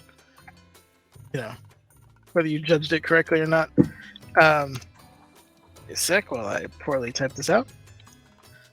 I only type for a living. I don't know why this is so hard. Sometimes the fingers just don't comply. Apparently. Many of us type for a living. Okay. That's true. Okay. Also, while they're doing that, just so, because we have new characters and such, if you guys could rename yourselves in Roll20 so that you have your character name and also your name in parentheses or something, because we're learning new characters. Who it is? Brilliant. So to your insight check, she seems fine. Like, that's her answer. She's worships this very artistful, boisterous god in her own interesting way. She's gonna like kind of to herself mentally like, don't focus on this. This is a path you don't need to follow. Rein it in. Focus on trying to finish her meal and some of the ale. She feels like she's gonna need it. A little bit anyway. I'm sorry, I won't hold you anymore. If you want to get out there and dance, please. Maybe I'll join No you. trouble at all, darling. No trouble at all. She just gets up and goes. All right. I'm going to zoom back over to our nightly duo there, who I assume are attempting to get on down. Fucking breaking it down. Yeah. Okay. For the cleric, the dwarven cleric, this is like some yeehaw, like some real hillbilly level shit, but like after the moonshine has hit, you know what I mean? Like it is. This is some, knee slapping, feet are dirty kind of situation here. If you're down with it, give me a performance check, see if you can groove. And for the from Moody, kind of a similar vibe, but you don't feel it as like ethnically tied to that. It's just these guys are having a better time than the music they're playing. So sounds good. Damn. But Dive though, yeah, you guys are grooving. You're both kind of realizing that obviously it's not about sticking to the beat because they don't. So what you have to kind of do is just feel it, right? It's just kind of feel it. Sometimes, I mean, you can just honestly solo. It doesn't matter. Do whatever you want. It's one of those kind of situations. But after a few moments, the dwarves, who were kind of just dancing amongst themselves, if at all, in that regard, have realized that they have people who actually get them, and they are, get a little cheer going. It's getting a little rowdy up here. Yeah, it's good stuff.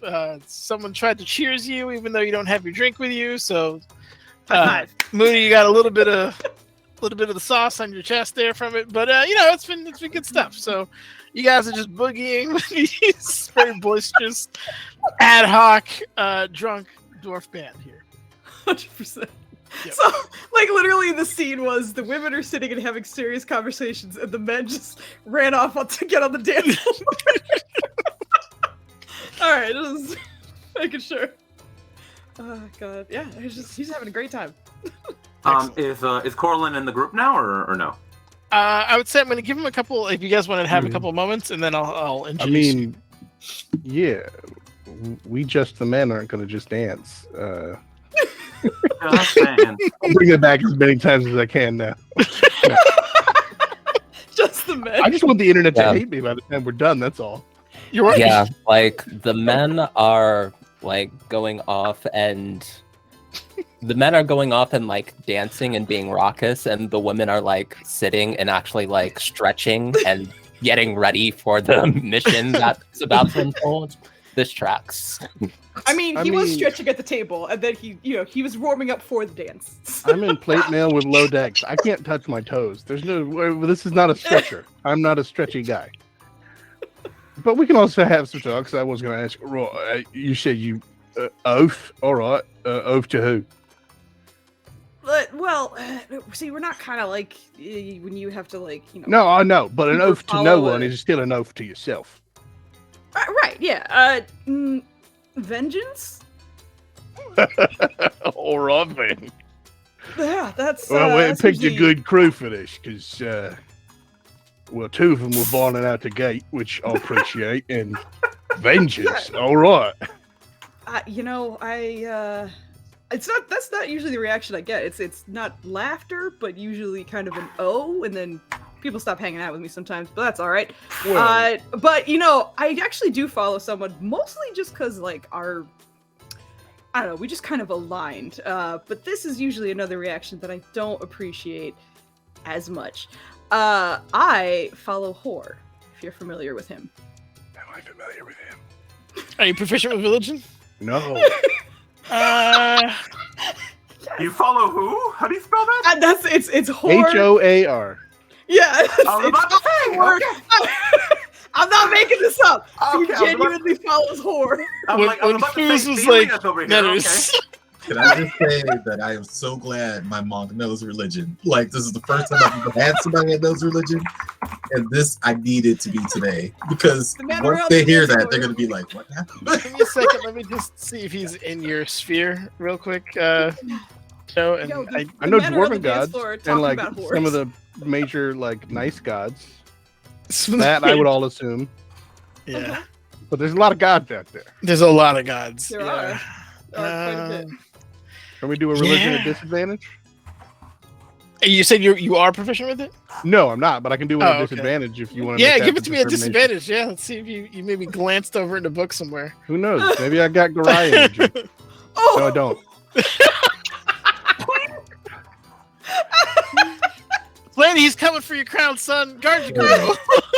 No. They don't got it till they roll that double one, man. Come on. Oh, twos are on the board too, man. Can't Double say twos. I know That's the a special name. roll. That is special. Well, you follow like a few people, right? So I whatever.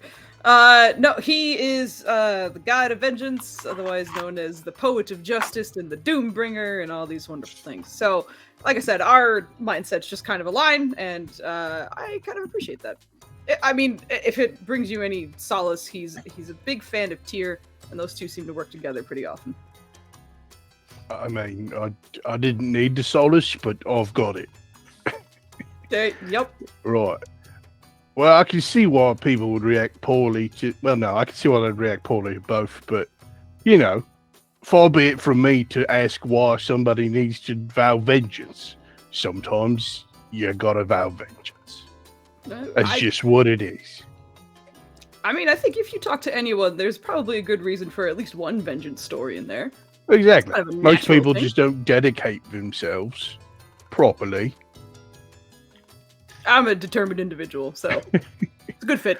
Well, blessed as I am to have so many gods to turn to, I don't have one specific ideal, but general sort of right and good morals and all that. Do you have a favorite?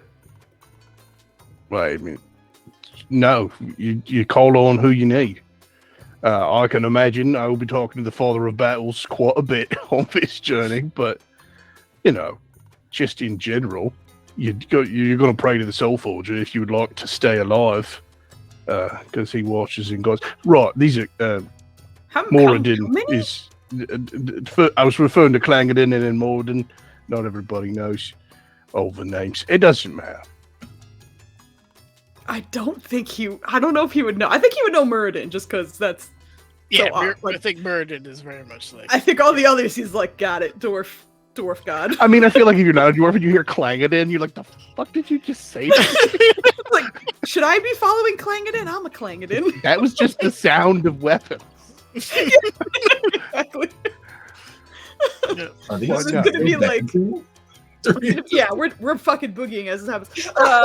Yeah, you pray to who you need to in the moment. Yes. Yes, As long as you show the ancient proper dwarven homage to everybody. tradition, the grind line. This is We're just amazing. working talking about horrors and Clangadins. All right.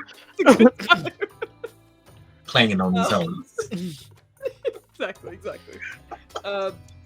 Which, by the way, I don't necessarily get along with everybody, and I have to say I'm very surprised that let's say the bombastic introductions we've had so far. So and let's maybe try and be a little careful with each other. We're all in the same boat, and we're not going in a boat. We're all in the same magic carriage bullshit. Let's just make it work. It'll be fine. Why wouldn't it work? Two different women tried to kill you within 2 minutes of meeting you. Look, it's a tense situation where people have pulled in with a bunch of strangers, Uh-huh. and I didn't choose my words very carefully, and it upset people. It happens. You apologize, you move on. If they're here, they were picked by the gauntlet. They're good people, just fundamentally, and they're powerful enough to be of aid. So I'm a good friend if you let me be, so we'll figure it out. I'm sure they'll figure it out. I'm just saying, try and skip the part where you have to apologize, because both of them tried to stab you before you got to the apology part. So, let's try and cut that out of the situation. Is all I'm saying. When I figure out being perfect, I'll let you know. Oh, could you please? Until then, I'll just apologize when I misstep. It's all right. So, All right. I've been stabbed before. With that armor? I mean, it takes effort. But I don't. All of us, are of the caliber that you don't go fight people who can't put their effort in, Right. Like, we might take out, if somebody got rough in a bar and we happen to be there, we might toss them out on the street, but that wouldn't be a fight. That would be, I don't know, sweeping.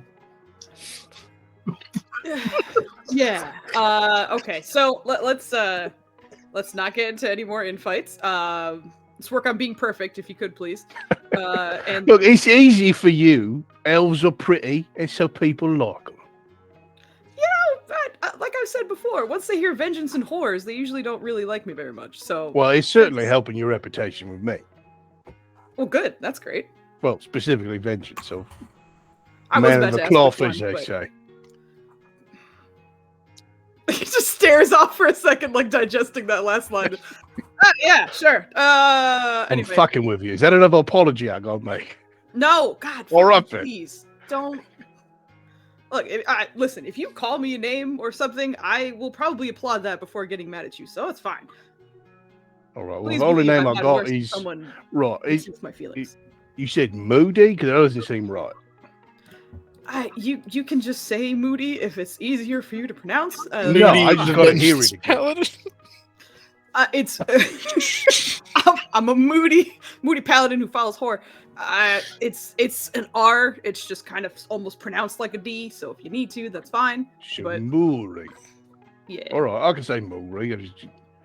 In a crowded room with lots of people talking. Yeah, just don't turn it into Murray, please. That's it. If, like I said, if you need to do Moody, that's fine.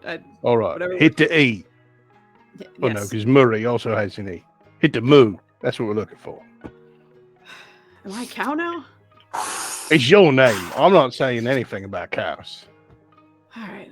Just... I'm just trying to say your name how you say it, right? Yeah. Moody. Anyway, before we leave, I'm going to get another drink because I can. And there are a few places holier than where ale is served.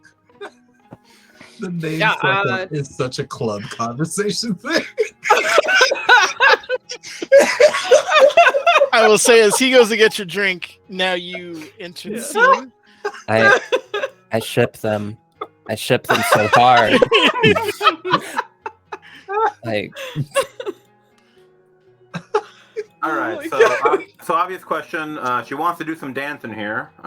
Let some steam off before we go do some crazy shit here. So the obvious question is, can I have advantage on this roll? Okay, so the only reason why I would have this little discussion with you is because you are a music snob. Mm-hmm. And unfortunately for you, I am too. And I don't think I could dance to shitty music unless you had like a gun to my head, right? Like if you were playing some just god-awful music, you're like, dance? I'd be like, no, go like. So that's me, and maybe I'm projecting, but this might be a stretch for your character. What do you think? All right, okay. You got a point there.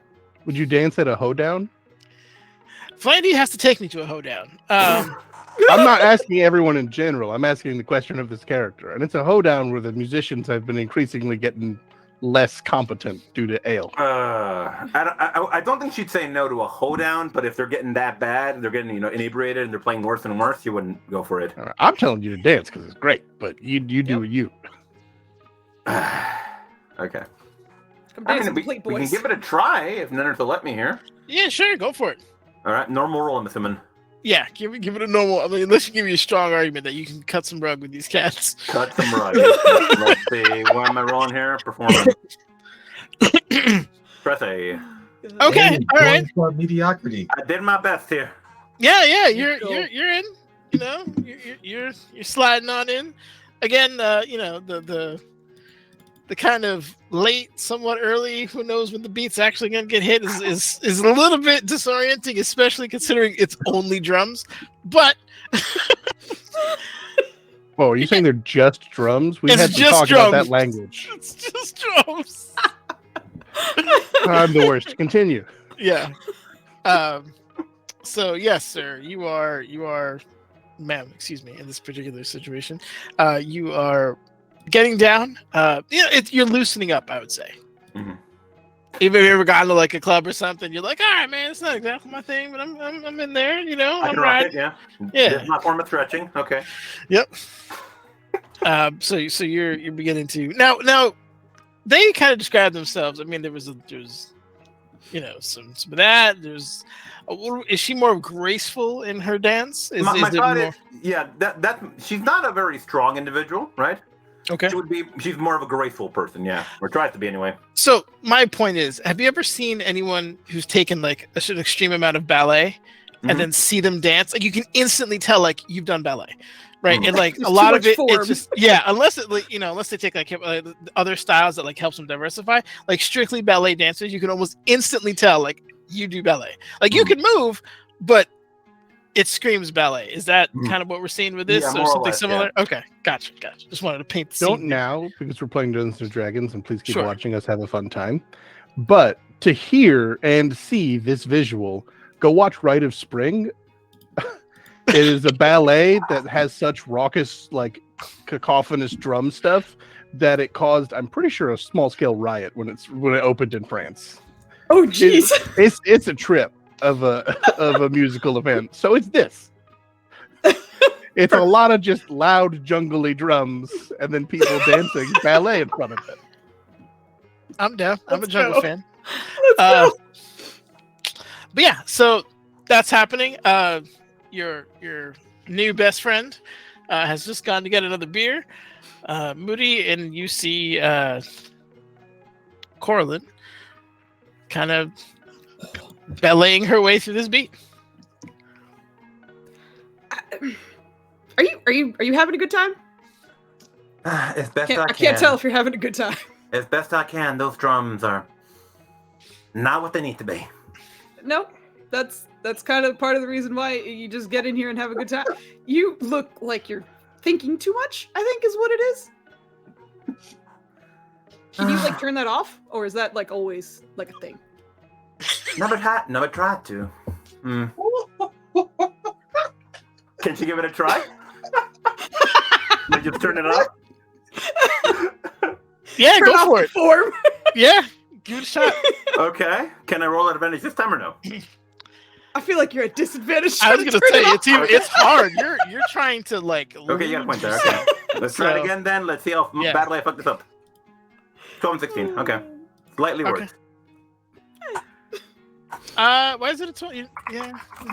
All right. Yeah. 12. So you're still above 10. Like your head's above water in the dance world. But it's a bit of a struggle. You got it. Good job. All right. You haven't had anything to drink, have you? It's like waiting for no. Brannigan. I cannot hold my liquor at all. No. I suppose. How tall is She is I'm gonna call her 5'1". Coraline. Oh God, you're tiny. Okay, It's She told you to short she told you to call her Corey. Yeah. Corey. Yeah. I do remember. I just want to call you Coraline instead of Coraline. That's where I got the name from. I'm gonna struggle, but I apologize in advance for my fuck ups. Okay. Well then dance. Then enjoy, I guess. Does she have any symbols on her that he would recognize? I think it'd be like under that scarf she's wearing. So you wouldn't be able to It's like see it. under her skirt. No. No. It'd be under that scarf she's wearing, so I don't think you'd be able to see it. Yeah, probably not. Does the nun have a tramp stamp? One of those I'm ballet sorry. kicks. What are we seeing? I mean, of all the people here, only one character would potentially have that visible. I mean, she's good. She's mostly covered up, but I'm not Yeah, saying not no. Full body Oh my art, head to toe. He's gonna like watch her struggle for a moment, but then look around, I guess. So if you're here, are the other two plotting Brannigan's demise or something, or Oh, quite the contrary. They're talking about letting things go. They're airing their grievances at the moment. They'll let it go by the time we go, I think. Where are you from? Village Saint-Lurich. Those were sounds. The village of Saint-Lurich, she said. Those are still sounds. Where is that? Oh, it's a village. Fuck, where's the place by? It's a couple of days from that place where the gay bar. The gay bar that was rescued. Yeah. Let's go. It's a couple days. It's a village. That's a couple days ride from the place at the gay bar. I'm forgetting the name of the village. What the fuck? So for those who don't know, Frost Moon. my lovely Yeah. sister DM'd a barbarians only game, which apparently was a little homoerotic, and Dude, you were in it. I know. You were the reason, because you had your fucking like hot ass barbarian posted in the I background. got thrown in that shit. Okay. Oh, Should we just name this session "All Men Are Cancelled"? yeah. I don't remember the name of the town, so I'm just calling it the town with the gay bar. I don't remember. I'm sorry. Jesus. Gay bar Gather time. around as Honestly, tonight we can- that town's claim to fame, though. This the is gay bar. canon, so like maybe that's how it's known. Yeah, let's go. I love it. I love everything about it. I'm sure Um, Waterdeep has a lot of. I'm gonna pause for a second. did you two want to do anything downstairs before we move you guys outside? Because it's probably getting close to like the 20-minute mark, I'd say. Yeah, I imagine that food is done. She only touched a little bit of that ale, just enough to get her through the struggles with these people. Moves into stretches, and then can we hear this weird ass music downstairs? No, that is one thing. Is probably, now that you actually think about it, it is dead silent. You should be hearing chunky dwarves stomping the floor. Nothing. Dead silent. Getting low. But yeah, she's gonna, as she's stretching, kind of look over at I can names. I'm not looking at the screen. Effie. I'm talking about Effie, yeah. Thanks. Remember y'all's name? Come on. Listen, we all know that I have name brainage. So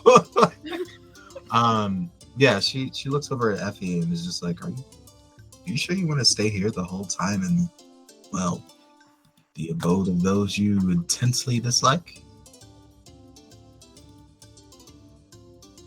I'm sorry, I'm having trouble hearing the question. Oh, Could you repeat the question?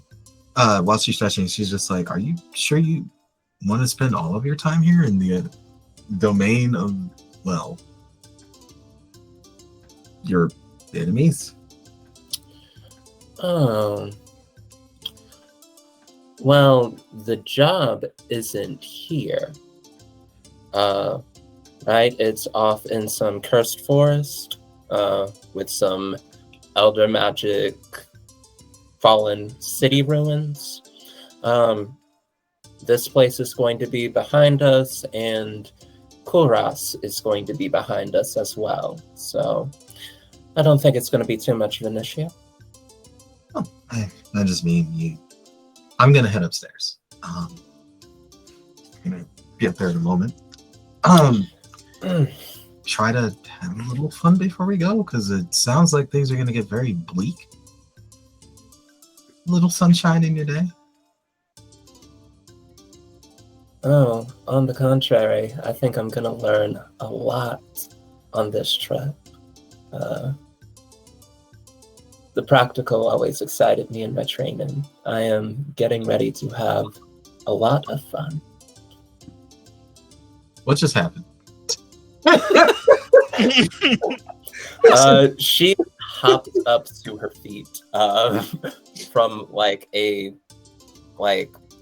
hops up to her feet from a stretching position and sort of it's just gonna stroll out of the room, leaving I don't know your name either. You too before. Yeah. Mauricio. Leaving Mauricio in her wake, and sort of just says over his shoulder, try to keep up, honey. And we'll and we will get through all of this alive. It's funny because as this is happening, she's trying to read her, and it's just is this about to be more violence because of what happened earlier? Shit, let's try. Look at her. Oh, it's the other thing. Okay, that's better. Just heads up the stairs, and she's just I'm pretty sure I will have no problem with that. And heads up. What? I assume Paladin and is still twerking, and the weird artist is still doing ballet. Yep, two probably radically distinct styles. I imagine Brannigan has his drink. Are you a drink on the dance floor cat, or are you gonna?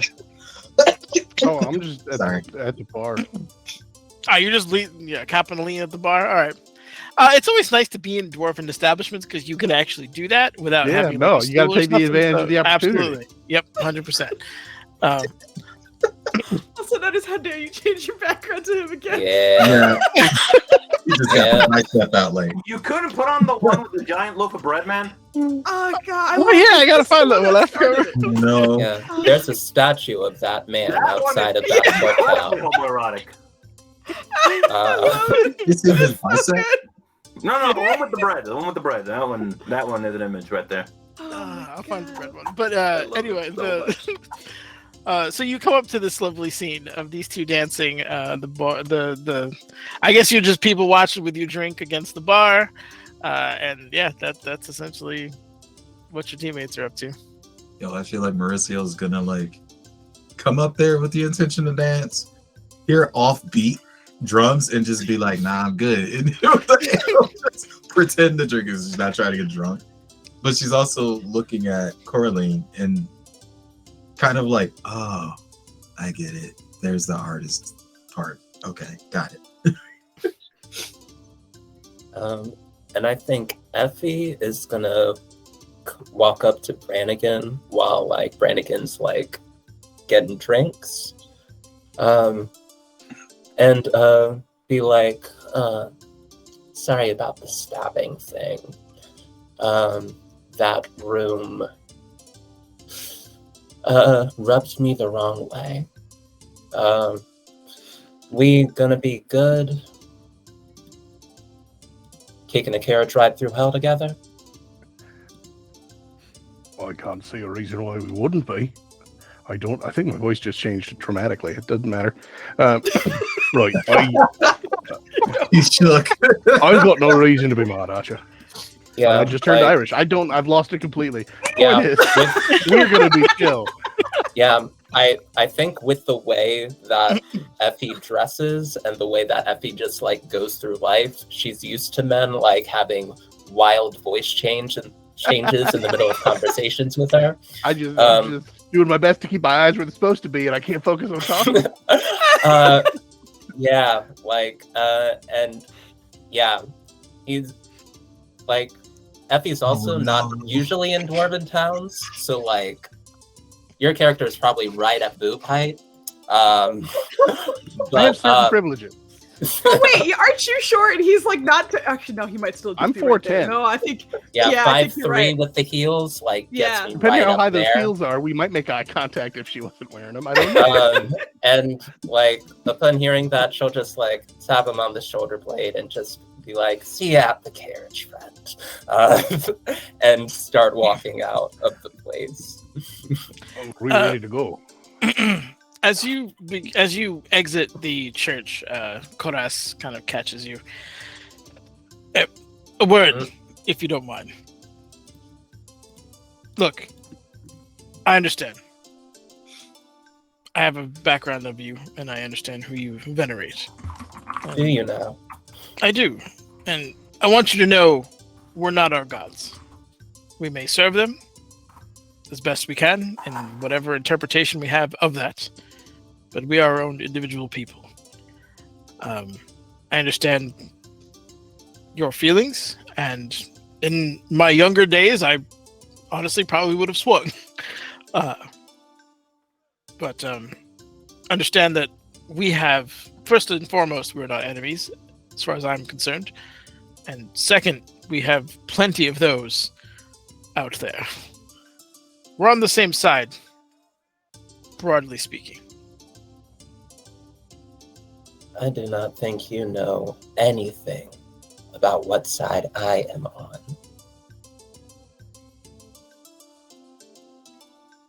Okay. Are you coming with us on this journey? Do I need to work with you? You do not. I've accepted your job offer. I'll see you back here with payment. Yes? That is the agreed upon deal. I think that's all we need to know. Best of luck to you. She will turn and like without a word. Yeah, she's she will turn without a word and just probably like start taking out her book and start casting a ritual spell. All right. Okay. You will catch some funny looks from some of the locals, but other than that, you should be good to go if you're paying attention. Obviously, I got nothing it. alarming. All right, yeah, then you would. It's all good on that part then. He's gonna come back into the church and just kind of signal everyone. Carriage is ready.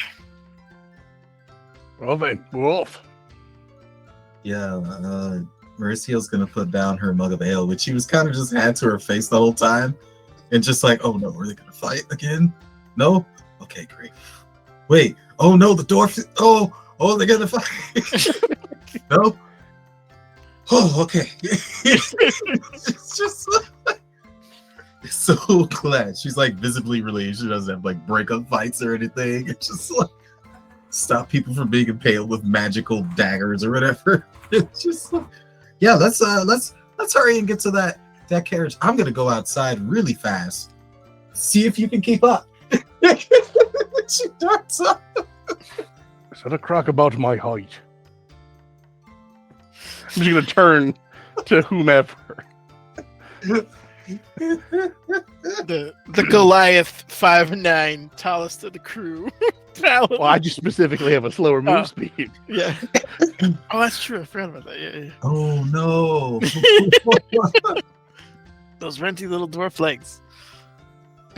All right. So for those of you who are going outside, Yeah. Hold on, you sorry, see- I was muted.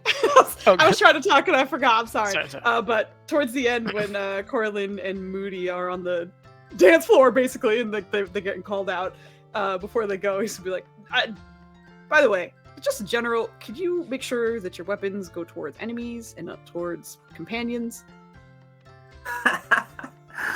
Oh, the man asked to show him what I could do. Yeah, Only I mean, time that's happening. Yeah, Don't worry about just do make sure that's the last time. Also, like, Oh, of you course. could show them what you do without possible bodily harm. He seems 'Cause like a look, man I that likes can- to play straight up. Well, straight up, I can't cast a lot of spells, and if I have to do that on someone else to make sure that they're not dying, I'd really appreciate it if it wasn't infighting. So just do me a favor and keep that to yourself, or hit I someone else. understand. Yeah, thanks. All right, cool. We gotta go. Okay. She'd stop spinning and start following him. She's gonna like watch the last spin, like what the hell? You're just like he wanted to see what I was about. Yo, But yeah. this week is wild. I know that's the whole time you've been having this conversation. He's been like spinning and doing shit. Yeah. Exactly. So is this an but yeah, enclosed carriage? Oh, I'm sorry.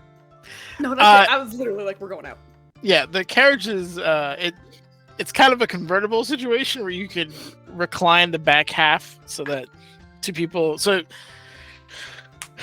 horses, a fairly sizable cart carriage area with some you can recline the back half of it essentially. So the front half is always covered, but the back half is not. Depending on Driving. Who's driving? I actually do have some experience with horses. Well, there you go. Wonderful. Fantastic. All right, let's go.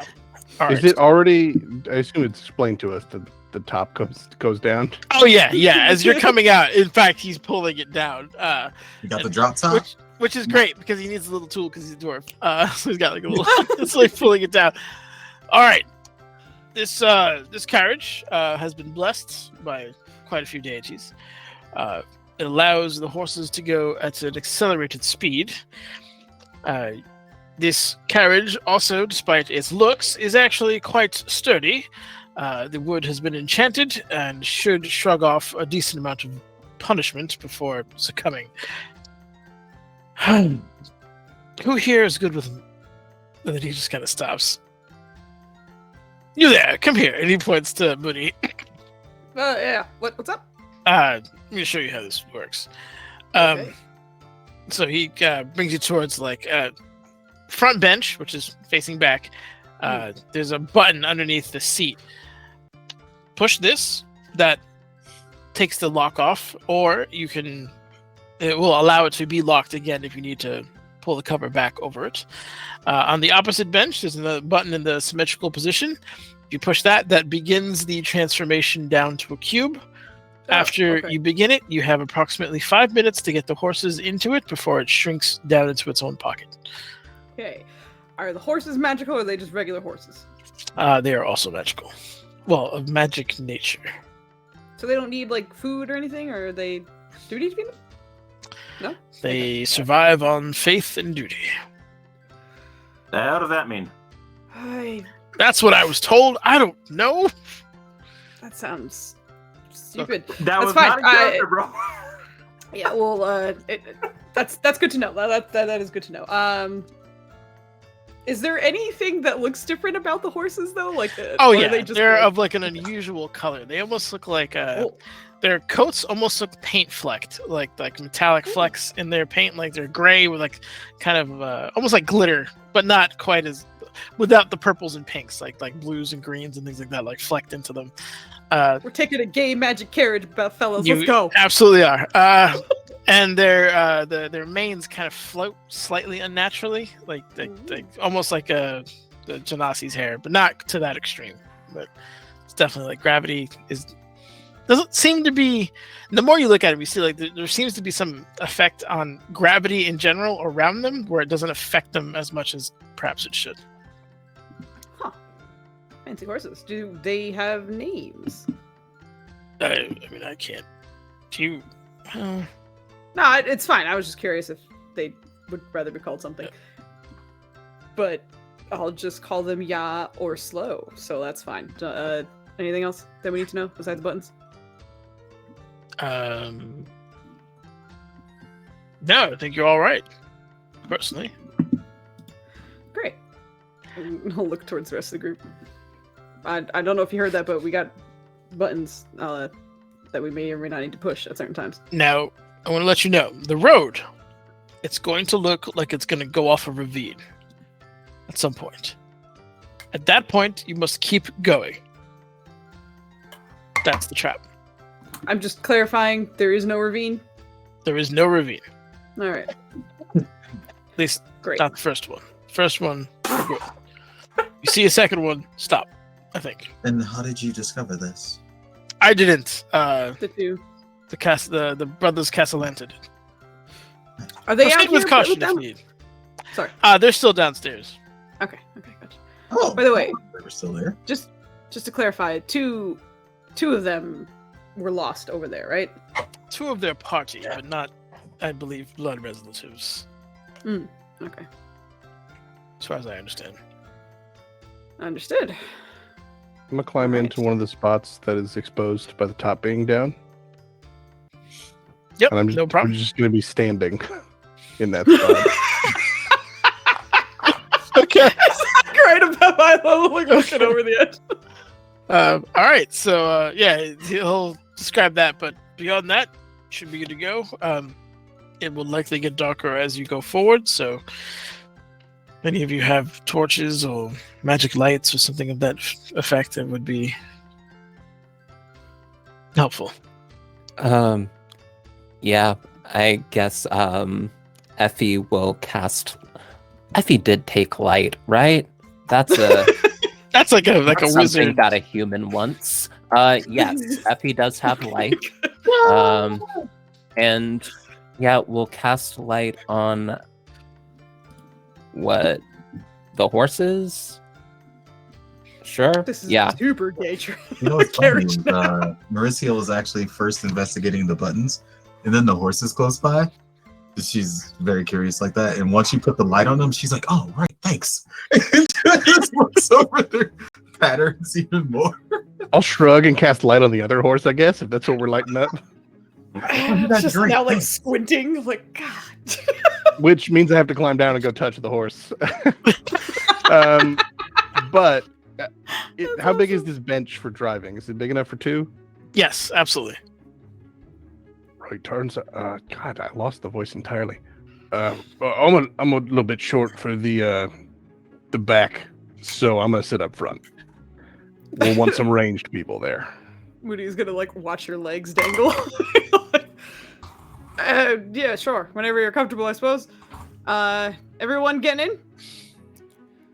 Oh, sure. Sorry, got distracted. Do you like horses? Yeah. I like solving mysteries. Well, anything that is strange or paranormal or supernatural in general. Anything that is just unexpected always draws my curiosity. She looks like she wants to say more, but she just holds it in and hops into the carriage real quiet. It almost looks like she's forcefully zipping her lips. Oh, I love it. I think that Effie is looking at the horses. Do we have stat sheets for the horses? Can they drop to 0 hit points and die? Or are they immortal horses that won't die for 48 hours? Well, that's meta information. But as far as you were explained, they can die, but they're more sturdy than like the average horse. They're clearly imbued with some blessed magical powers. All right. If I take some time to cast the identify spell, can I get some like meta Sure. information? Absolutely. Yeah. So I will go ahead and hop in the carriage and start casting the identify spell. Gotcha. As a ritual. So that's a good 10 minutes of casting. All right, so we're going to have you begin to do that. It is nighttime at this point, so it is... Ooh, if those it's of you- already night, then before I start casting ritual, I'm going to start casting protection stuff just on myself. Like mage armor, death ward, that type of stuff. Excellent. Seeing the Mage like armor, death- slight light show going on behind him, he's just gonna. No hard feelings, right? He says at Brannigan before he casts aid on the women. Actually, No hard feelings. I have to assume if a wizard's doing a light show, it's a good thing. I found the voice, I think. You did. Welcome back. It was security, but I got back to it. Yeah, God Lord. it was a bit of a detour, but he got there. So for Corlin, got it, Corlin, Effie, and Mariciel, your maximum hit points increase by 5. Oh, sweet. Yeah, as like the spell hits and like Effie recognizes it, she's gonna like put the ritual to the side for a second. Look to the front with the 2 knights in shining armor and cast an aid spell in return. Just to like pay it forward. And it's gonna put an aid on the most vulnerable looking horse as well. Which horse looks more like a bitch? We'll put the aid on that one. Oh boy, how does she? Oh no. Nemo. Yeah, you need. Yeah, I guess. Roll a d2. Yeah, they're identical horses. Give me a prejudice check. See which one you think is more.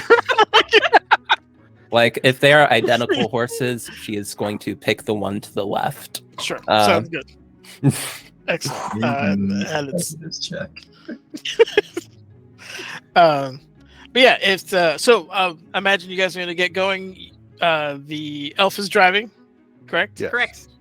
Excellent. The dwarf by her side. How big are the seat manners? They're sizable. It's made Okay. for knights, so you 2 can very comfortably sit. If you're 3 small people, like pretty much all of you, you can definitely squish onto one bench if you needed to. So what you would like to do here is just lay down and be like, wake me up when we get there.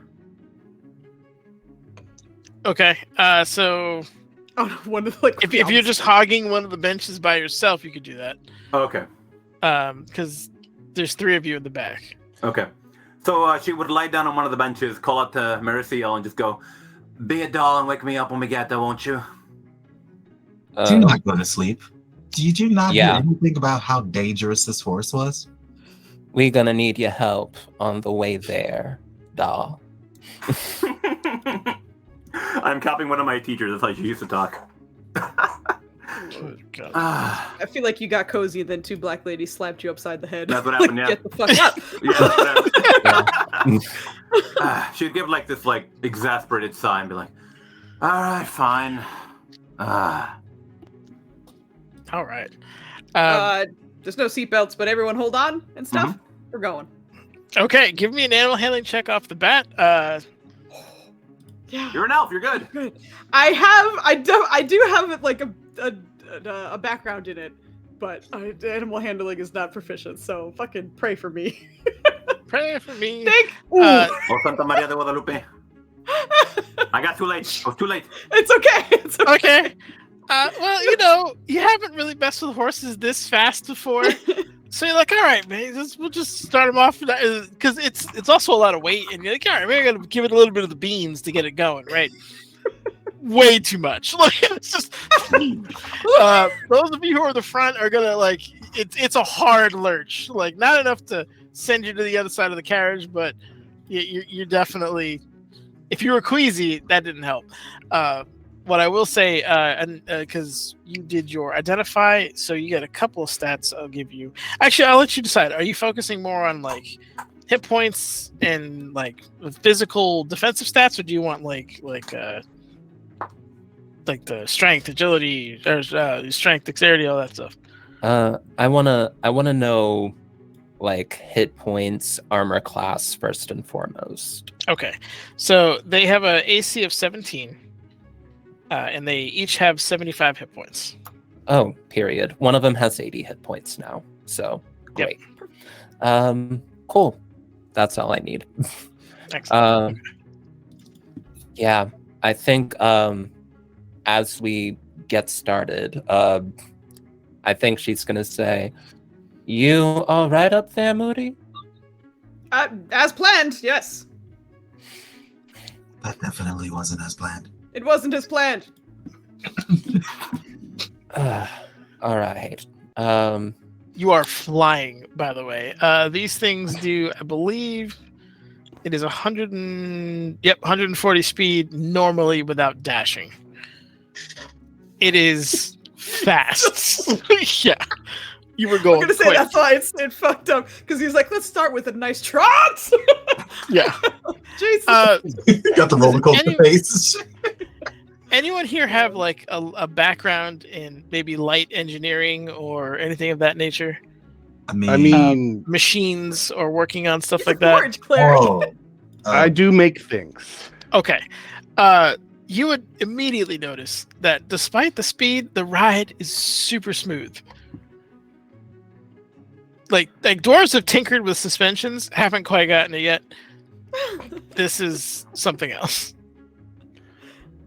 Well, at least it's well put together. I'll give it that. I'll still say the tunnel show. This is a lot. Just watching trees whip by. Yeah. As We're good. yeah, as you're guiding the horses through, it's a bit of a ride for sure. What I'm going to do, it is 10 p.m. and it is a weekday, so I'm not going to push. We could definitely go way further than this, but we'll keep it here. We had our intros. We got kind of one foot out the door, if you will. This is awesome. I love you guys. Just watching you guys go back and forth. I could do that all day. I ain't tired yet. None of this we ain't no punks. We ain't no bitch. I have to find out who we're rating, so please stall. Okay, sounds good. So yeah, we'll come back next time. You guys are zooming in the cart. We're gonna have some interesting times on the road, hopefully, and maybe get there safely. Maybe not. We'll find out.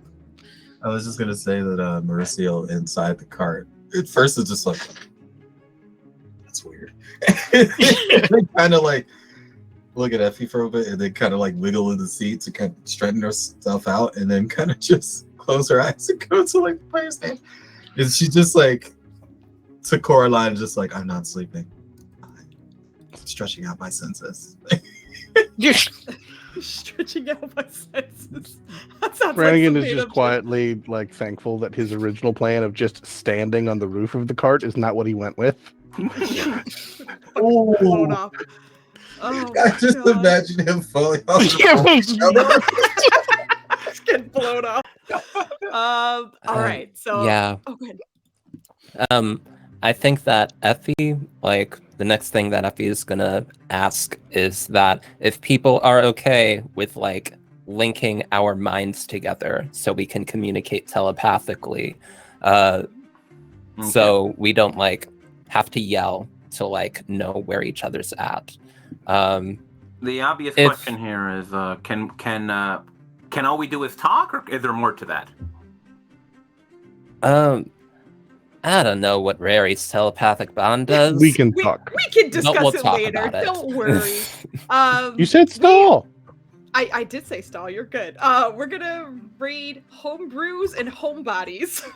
That's fun. Because that's a great name, and their overlay is so cute. And I see a lot of ladies, and it's International Women's Day. So let's go give them some love. And as per usual, thanks. We should be back next week with more from this goofy gang. But Nenners, you're amazing, and everyone else, you're amazing. And we'll be back next week. Nenners, this Bye. is super awesome. A blast. Also, Anita.